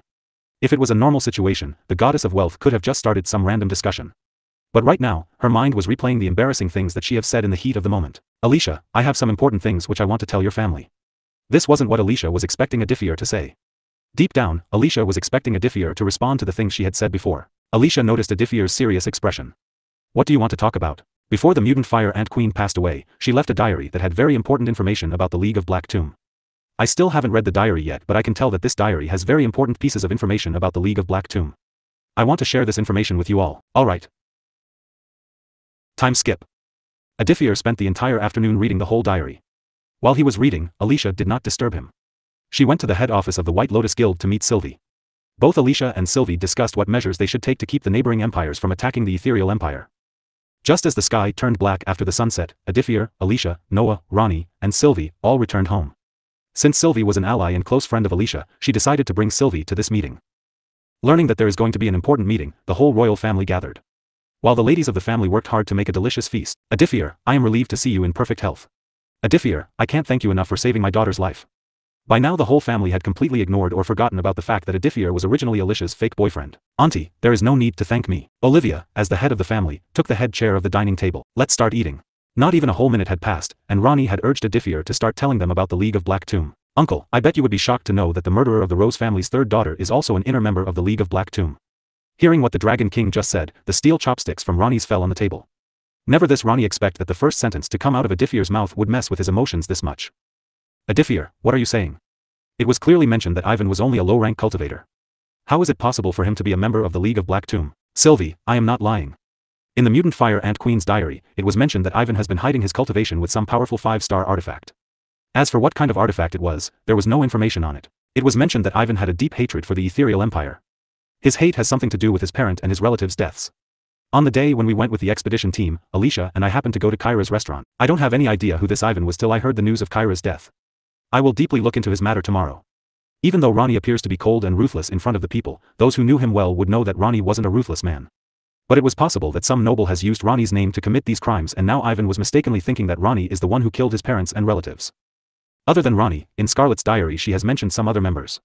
The League of Black Tomb is divided into 3 parts. There are the outer members who mostly work as intelligent agents and give information to the organization. The outer members are the weakest in the organization. As for their numbers, Scarlet has mentioned in her diary that the number of outer members is simply too many to count. She was sure that there are outer members in every kingdom, empire, and dynasty of this continent. That means there is a very high possibility that some of our nobles are also working as outer members of the League of Black Tomb. The news had shaken not just Ronnie, but also Alicia, Sylvie, and the former Empress, Olivia. It is very possible. In fact, I would go on to say that some maids or servants working in the royal palace are also part of the organization. Not just the maids and servants, but also the royal officials and the royal advisors. It's difficult to know who are the traitors. If what Aditya said was true, then the organization already knew Ethereal Empire's every single secret. The organization already knew where the royal family lived.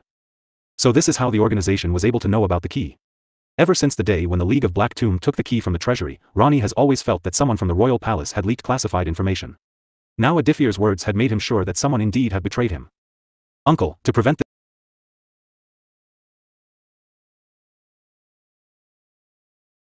this kind of situation from ever happening, I have placed soul-binding contracts to all my servants, maids, and even all the royal officials.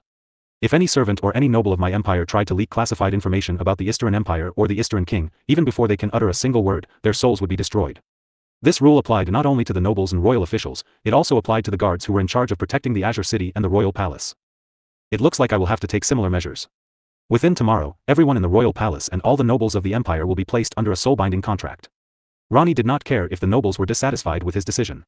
He has to do this for the security of the ethereal empire. From what was written in the diary, Scarlet and Tate were also outer members of the organization. Tate had recently joined the organization in hope of gaining power. Every inner member of the organization is very powerful. According to Scarlet, every inner member that she has met was a peak 5th order. Beside Ivan, who is one of the inner members, there was Ashley, whom I killed. From the diary, I know currently the organization has 4 other inner members. One of them is called Tommy, who is a half-orc and half-human. Before Scarlet died, she told me that one of the inner members named Jay had killed her. As for the names of other members, Scarlet never meet them. Sigh. Other than some information about the inner and outer members, we didn't get any information on the core members or the purpose of the organization. Ronnie looked frustrated. Uncle, it seems the organization is extremely secretive.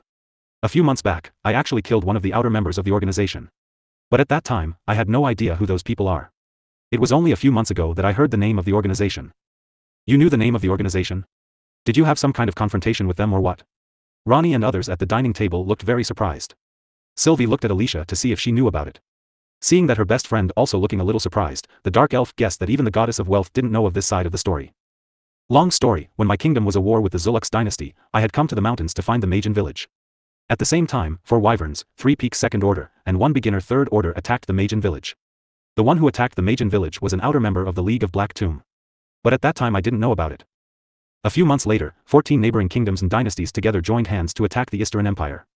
Fortunately, we managed to win. When I captured the Nyland Kingdom's king, Arthur, he told me that this whole thing was the League of Black Tomb's plan to bring down the Eastern Empire. As Ronnie had sent someone to investigate the history of the Eastern Empire, he knew that Aditya wasn't lying. In fact, it was also rumored that Aditya alone had killed more than 1 million army with a single attack. At first, Ronnie did not believe in such baseless rumors. It was not possible for a beginner 3rd order to do something like this. But Aditya had proved him wrong that day. Whenever Ronnie remembers the giant crimson orb that had covered the sky and had nearly killed them all, Ronnie gets goosebumps every time. But why was the League of Black Tomb after you? Aditya knew that the League of Black Tomb was after him because they wanted the crown of 7 seas which he got from the Magian village. But crown of 7 seas was a secret that Aditya didn't want to share with anyone. It was not that Aditya did not trust Ronnie, Alicia, Sylvie, Olivia, and others at the dining table. Aditya felt that some things should be kept secret from everyone. It was not good to tell all of your secrets. Apparently they wanted an artifact that I had obtained from the Magian village. Seeing that Aditya is not willing to explain much about the artifact, no one asked him any questions regarding the artifact. Uncle, what was the key? What does it do? Aditya always has been curious about the key that was taken by the League of Black Tomb. I don't know too much about this key. The previous ethereal emperor, who was my father, before his death, he had ordered me to keep the key safe and not allow it to be taken by anyone. I had decided to hide that key somewhere inside the treasury. I thought that no one would be able to steal the key, but that was clearly a mistake on my part. Aditya looked at Olivia if the old lady knew anything about it. Unfortunately, she also shook her head. Aditya, if the League of Black Tomb wants that artifact from you, I feel that sooner or later they are going to send powerful peak 5th order cultivators after you. From what Ronnie was told by his informer, although the Eastern Empire had many 4th order cultivators, the Empire did not have any 5th order powerhouse. Let them come. I am not afraid. To some, Aditya's words might sound arrogant, but those who have seen him fight would know that Aditya wasn't just being arrogant. Even if multiple peak 5th order come to attack the Eastern Empire, Aditya had a way of dealing with them. The meeting went on for another 2 hours. Other than details about some members and things that Scarlet has done for the organization, nothing important was written in her diary. Ronnie and others were disappointed. They were expecting that the diary would give them some kind of clue or lead on how or where the organization operated. At the end of the meeting, Aditya gave half-ton solar stones, half-ton mana stones, half of 3-star magic fruits, all other lower-grade magic fruits, all the armor and weapons, and a spirit stone to Ronnie. It was a difficult time for the Ethereal Empire. Aditya only hoped that these things can help the Ethereal Empire. As for the other things, even though it might sound selfish, Aditya had kept them to build his dragon palace. After the meeting, everyone went back to their bedrooms. By the end of the meeting, Ronnie looked very worried.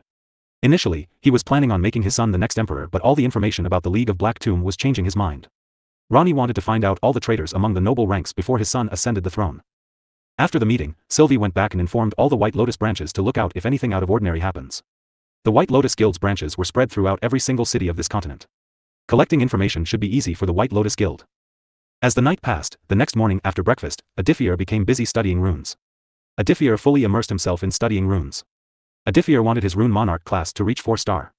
But now even half a day had passed, when in the afternoon, Alicia's maid returned with a piece of very important news for Aditya. Thank you for delivering this letter. After thanking the maid, Aditya opened the letter which was written by Watson personally. Young master. I hope you are doing well. As much as I hate to interrupt you, something important has happened in the dying continent. In the southern region of the continent, two powerful forces started a massive war. These two powerful forces are the two strongest and biggest empires in the southern region. A day before yesterday, two letters were delivered to the capital. Aditya couldn't help but frown. I am sure you already know what this means. Both sides are now requesting our assistance in this war. Both parties promised many things if the Eastern Empire agrees to help them in this war. Your Majesty, this war is so big that it has drawn the attention of other empires. I wouldn't be surprised if other empires also join this war. Using his crimson flames, Aditya burned the letter. This was a very important situation.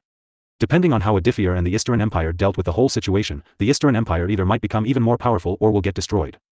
I will have to return. Without further wasting any time, that very afternoon, Aditya got ready to head back. After informing Alicia, Ronnie, and Olivia, Aditya used the teleportation array to return back to the Eastern Empire. Olivia looked very reluctant to part with Aditya. Alicia also looked a little sad when she heard that he was leaving. While Ronnie told Aditya that he has to attend Noah's wedding which will be held in 7 days. As soon as Aditya was teleported to the dying continent, several people rushed toward the basement of the royal palace. Meanwhile, Aditya stepped out of the teleportation array and looked around. Even though not even an entire week has passed, it feels very good to be back. Nothing can beat the feeling of returning home. Just as Aditya walked out of the room in which the teleportation array was drawn, a shadow rushed toward him. Aditya opened his arms with a smile and waited for the long-desired hug to come. The goddess of alchemy wrapped her arms around his back while burying her head deep in his chest. Aditya also put his arms on her waist and tightly hugged her. I missed you. Aditya had missed Julia. Did anything happen in my absence? Nothing happened. After Aditya had left, Julia spent most of her time in her laboratory. Julia was busy making various kinds of pills and potions for the Eastern Empire. She was accompanied by her big sister Paige. From time to time, whenever Amber had time, she would also come and spend time with Alicia. However, without Aditya, Julia felt very empty. This whole castle felt empty without Aditya. My dear goddess, why don't you give your husband a returning kiss? Your kiss will heal my soul. Aditya was only joking when he asked for a kiss. Julia took his words seriously. The goddess wrapped her arms around his neck and stood on her toes to kiss Aditya. Aditya also responded back, putting his tongue into her mouth. While the Crimson Dragon King and the goddess were busy in their own world, they failed to notice Watson. Cough. Young master, I deeply apologize for interrupting you. I will need your attention on this matter. Hearing Watson's voice, Julia was startled. She pushed Aditya like a frightened kitten and then ran away feeling embarrassed as this was the first time anyone had ever seen the goddess kiss Aditya. After Julia left, Aditya and Watson looked at each other in silence for a few seconds before Aditya helplessly smiled. She is still shy about many things. Aditya wondered who will take care of the fire that his wife just ignited in his body. System. Chapter 20. Watson, what exactly caused this war to start? Ever since Aditya came to this world, he had been busy developing his own empire. He never paid any attention outside the eastern region of this continent. The reason is that the eastern region is separated from the other regions of the dying continent through the sea. The southern region is very close to the eastern region compared to other regions which are far away. Aditya knew close to nothing about the power structure or about the empires or kingdoms that exist in that region. When one speaks of the southern region, the names of two big empires are always mentioned. These two empires dominate the entire southern region. These two empires have been rivals ever since the beginning. These two empires alone occupied around 80% of the entire southern region. The small kingdoms and dynasties that exist in the southern region have to choose one side. If any kingdom or dynasty refused to take sides, that kingdom or dynasty would be attacked by both empires. These two empires alone have 90% of the southern region's wealth. Both empires were very strong and influential. In the last 500 years, even though many tried, no one was able to rise and become strong enough to rival these two empires. Even when foreign empires from other regions tried to eliminate one of the two empires, it always ended in failure. In the last 500 years, ever since both forces became an empire by occupying 80% of the southern region, there always has been the tension of a big fight breaking out. After 509 years, the war finally broke out. Your Majesty, if I have to answer your question then I should have to tell you the history of the southern region which revolves around these two powerhouses. Go on. I also want to know the history of these two empires. Right now Watson and Aditya were in the throne room. Aditya was sitting on his throne while Watson was standing beside him, showing him various ancient drawings of the southern regions and the map of the two empires. Well, I am not sure if the story is 100% accurate as 500 plus years have passed since the formation of these two empires. According to some historian scholars, 500 years ago, the southern region used to be a land full of resources. The large number of resources that the southern region had attracted the attention of foreign forces. As a result, almost every part of the southern region was at war. It was said that more than 50 million people had died in that ever-going war for resources. The number could be even bigger. Some historians say that at that time, the entire population of the southern region had dropped by 59%. A large number of the population migrated to the eastern region to escape from wars and endless fights. For years, strong foreign forces continued to take resources from the southern region. It was said that before the fight for resources began, the southern region had over 100+ kingdoms and 11 powerful and influential dynasties. But when the fight ended, only 3 of the 11 dynasties managed to survive while all other kingdoms and dynasties were under the rule of foreign empires and kingdoms. In this world, this kind of thing was very common thing. If the Deep Sea Palace had managed to defeat the Eastern Empire, then they would have done the very same thing. Those 3 dynasties joined hands to fight against the foreign enemy. At that time, a person who was nothing but a soldier belonging to one of these dynasties suddenly started rising in power. That soldier was extremely talented. At that time only a very few people knew that soldiers had the Golden Dragon bloodline. The 3 dynasties saw that soldier's talent and decided to nurture him with their resources. Around 2 decades later, that very soldier became Peak's 5th order cultivator. The Golden Dragon united the 3 dynasties and became the new king. Under his rule, he slowly began to drive out foreign enemies. At the same time, some of the foreign empires lost interest in the southern region as the southern region had run out of resources and manpower. Soon the southern region had a very powerful empire. It was rumored that the emperor who was also the hero of the southern region had 2 sons. I don't know if it's miracle or curse, but the emperor's both sons' dragon bloodline mutated. One of the sons had the white dragon bloodline and had a very high affinity with holy magic, while the other son had the black dragon bloodline and had a very high affinity with dark magic. It was rumored that both brothers did not like each other. As years passed, both brothers grew up to hate each other in nearly everything. It was the emperor's death that gave the final spark which ignited the flame of hatred between both brothers. Wait a minute. How did the emperor who was a peak 5th order cultivator die? Your Majesty, to this death no one knows this answer. Both brothers began to blame each other for their father's death. In reality, no one has solid proof of who was the killer of the emperor. But some historians believe that the emperor was killed by some foreign empires. I also personally feel that this theory might be the truth. After all, it was the emperor who ended the rule of the foreign powers and drove them out of the southern region. What about the emperor's wife? The emperor's wife died while giving birth to the twins. After the wife's death, the emperor also never remarried. Watson noticed Julia walking inside the throne hall with Amber. Well, giving birth to dragons is not easy. Especially for humans. Compared to other races, humans' bodies are the weakest. The difficulty only increases if the husband happens to have high-tier dragon bloodline. While saying these words, Aditya and Julia both looked at each other. Aditya widened his eyes, realizing that this might become a problem for them as well. After all, Aditya's dragon bloodline was divine tier while Julia was a human. The chances of something happening to Julia while giving birth to his child who would also have a divine crimson dragon bloodline is too high. Meanwhile, seeing Aditya looking at her, Julia couldn't help but blush. The goddess of alchemy lowered her head. The thought of having Aditya's child crossed her mind. While she did feel that they were moving too fast, Julia didn't exactly dislike the thought of bearing Aditya's child. Amber and Watson noticed the strange atmosphere. The old man can tell that Aditya was worried about his children. Maybe I can turn Julia into a divine crimson dragon by changing her bloodline with mine. Aditya wasn't sure if this method would be even possible. Even if this method was possible, Aditya would prefer not to do it as this might make some things complicated. For example, Julia's blood connection to her family would be changed. The process of changing her bloodline with Aditya's bloodline might be very painful for Julia. I can always turn her into a Dragonian. Aditya did not like the thought of turning Julia into a Dragonian. To Aditya, his Dragonians were his subordinates. The Dragonians were the army of the Dragon Monarch. Becoming a Dragonian would mean that Julia would become his subordinate and would be always below him, something which Aditya did not like. Aditya wanted his wife to be equal. Cough. Watson slightly coughed to draw everyone's attention.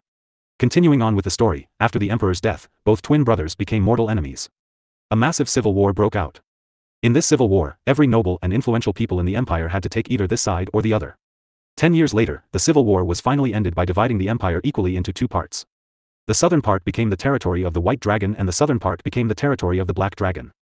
After the Great Division, millions of people were forced to migrate. The people who supported the White Dragon King went to the south while the people who supported the Black Dragon King went to the north.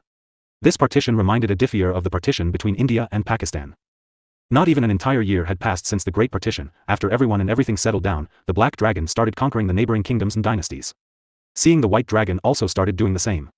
By the time both brothers stopped, both brothers' empires had covered more than 80% of the entire southern region's land.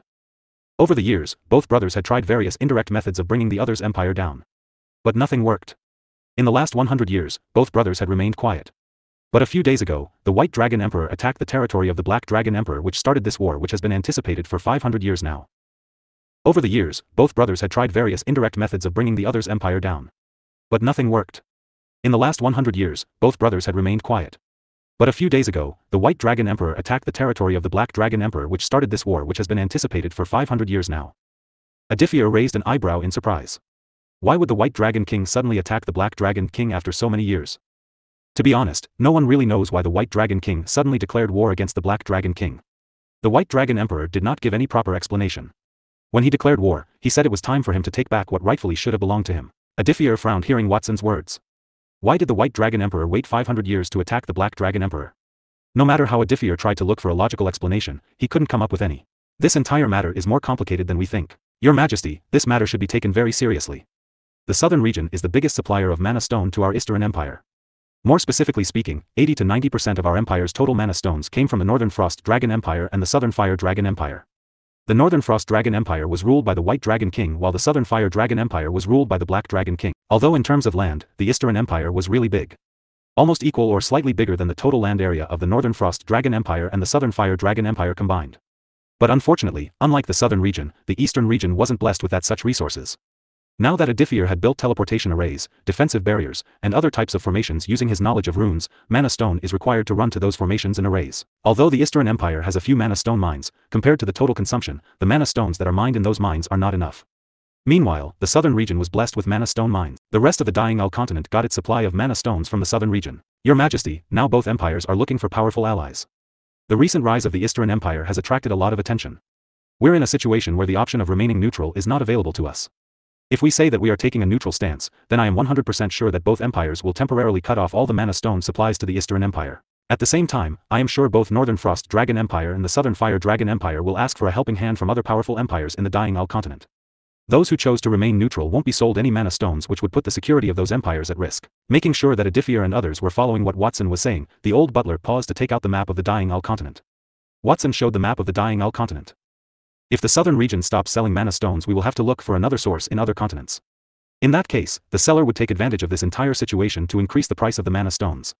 In the end, we and the empires who have taken a neutral stance will have no choice but to buy mana stones at a higher price to ensure the safety of our empire. This is where our main problem comes in. What problem are we talking about? The goddess of alchemy asked curiously. Unlike other empires which have existed for more than 100 plus years, our Eastern Empire has recently become a fifth-tier powerhouse.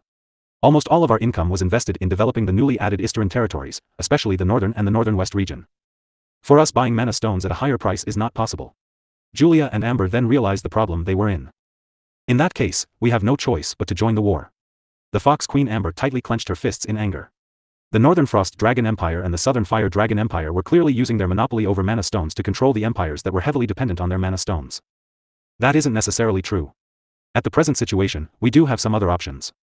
Seeing everyone looking at him, Aditya decided to explain a little. My trip to the West Nia continent was not just a vacation. Aditya specifically said these words for Julia. Even though the goddess did not show any jealousy, Aditya knew that deep down Julia was jealous that he went to West Nia with Alicia. Due to some incident, currently I have half-ton mana stones in my storage ring. Watson, Julia, and Amber widened their eyes while looking at Aditya in shock. What sort of incident did Aditya have which gave him a half-ton mana stone? Everyone wondered in their minds. Your Majesty, with half a ton of mana stone, we won't have to worry about buying mana stones for the next 2 to 3 years. Watson couldn't help but smile. For several days Watson has been having a headache trying to come up with a solution to the Eastern Empire's mana stone storage. Aditya just solved his biggest worries. Even if I didn't have half a ton of mana stones, we can still buy mana stones at a cheap price with Alicia's help. Given how close Alicia and Aditya had become in this week, Aditya was sure that in the Eastern Empire's tough time, she would help him out. Speaking of Alicia, Aditya felt a little guilty about not responding to her feelings. What is the current situation of the southern region? Right now, the entire southern region is divided into 2 parts. Every single kingdom and dynasty was forced to choose a side. Meaning the whole southern region is involved in this war. Around 3 days ago, the Northern Frost Dragon Empire's troops attacked a small city of the Southern Fire Dragon Empire. The Northern Frost Dragon Empire's troops did not stop there. They went on to attack 2 more towns. In response to the Northern Frost Dragon Empire's attack, the Southern Fire Dragon Empire attacked the ally kingdom of the Northern Frost Dragon Empire. The last thing that I heard from our spies is that both the Northern Frost Dragon Empire and the Southern Fire Dragon Empire are using their connections to call out their allies. It seems both empires are preparing for a head-on clash. Actually, from what I have heard from my father, it seems both the Northern Frost Dragon Empire and the Southern Fire Dragon Empire has asked the Echo Dominion Empire for help. Just a few hours ago, Julia got this news from her father. Adam had sent this news to Aditya fully knowing that the Eastern Empire might be forced to enter this war. Really? What was the Emperor's response? The Emperor hasn't sent out his response yet. But according to my father, the Emperor is planning on giving an excuse and not joining this war. The goblin invasion has damaged my empire's military power. Right now the Echo Dominion Empire cannot help anyone. I bet this is what the Emperor is going to say in response. From their past interaction, Aditya knew that the Echo Dominion Emperor only cared for his own gain, and joining this war would not gain him anything. Your Majesty, what are you planning to do in this situation? Watson asked. This is not the Eastern Empire's fight. The Eastern Empire won't participate in this war. This would be our official response to both the Northern Frost Dragon Empire and the Southern Fire Dragon Empire. After saying these words, Aditya closed his eyes for a moment. Everyone looked at Aditya in silence, waiting for his next words. I will be personally heading to the southern region in secret. Aditya's words shocked Watson, Julia, and Amber, who were in the throne hall. Your Majesty. Watson, this whole thing might be an opportunity for the Eastern Empire. I have always wanted to expand the Eastern Empire beyond the Eastern region. Besides, I feel that something is not right in the southern region. Aditya didn't just want to stop here. He wanted to continue expanding his empire. Aditya felt he can take advantage of this entire situation to expand the Eastern Empire.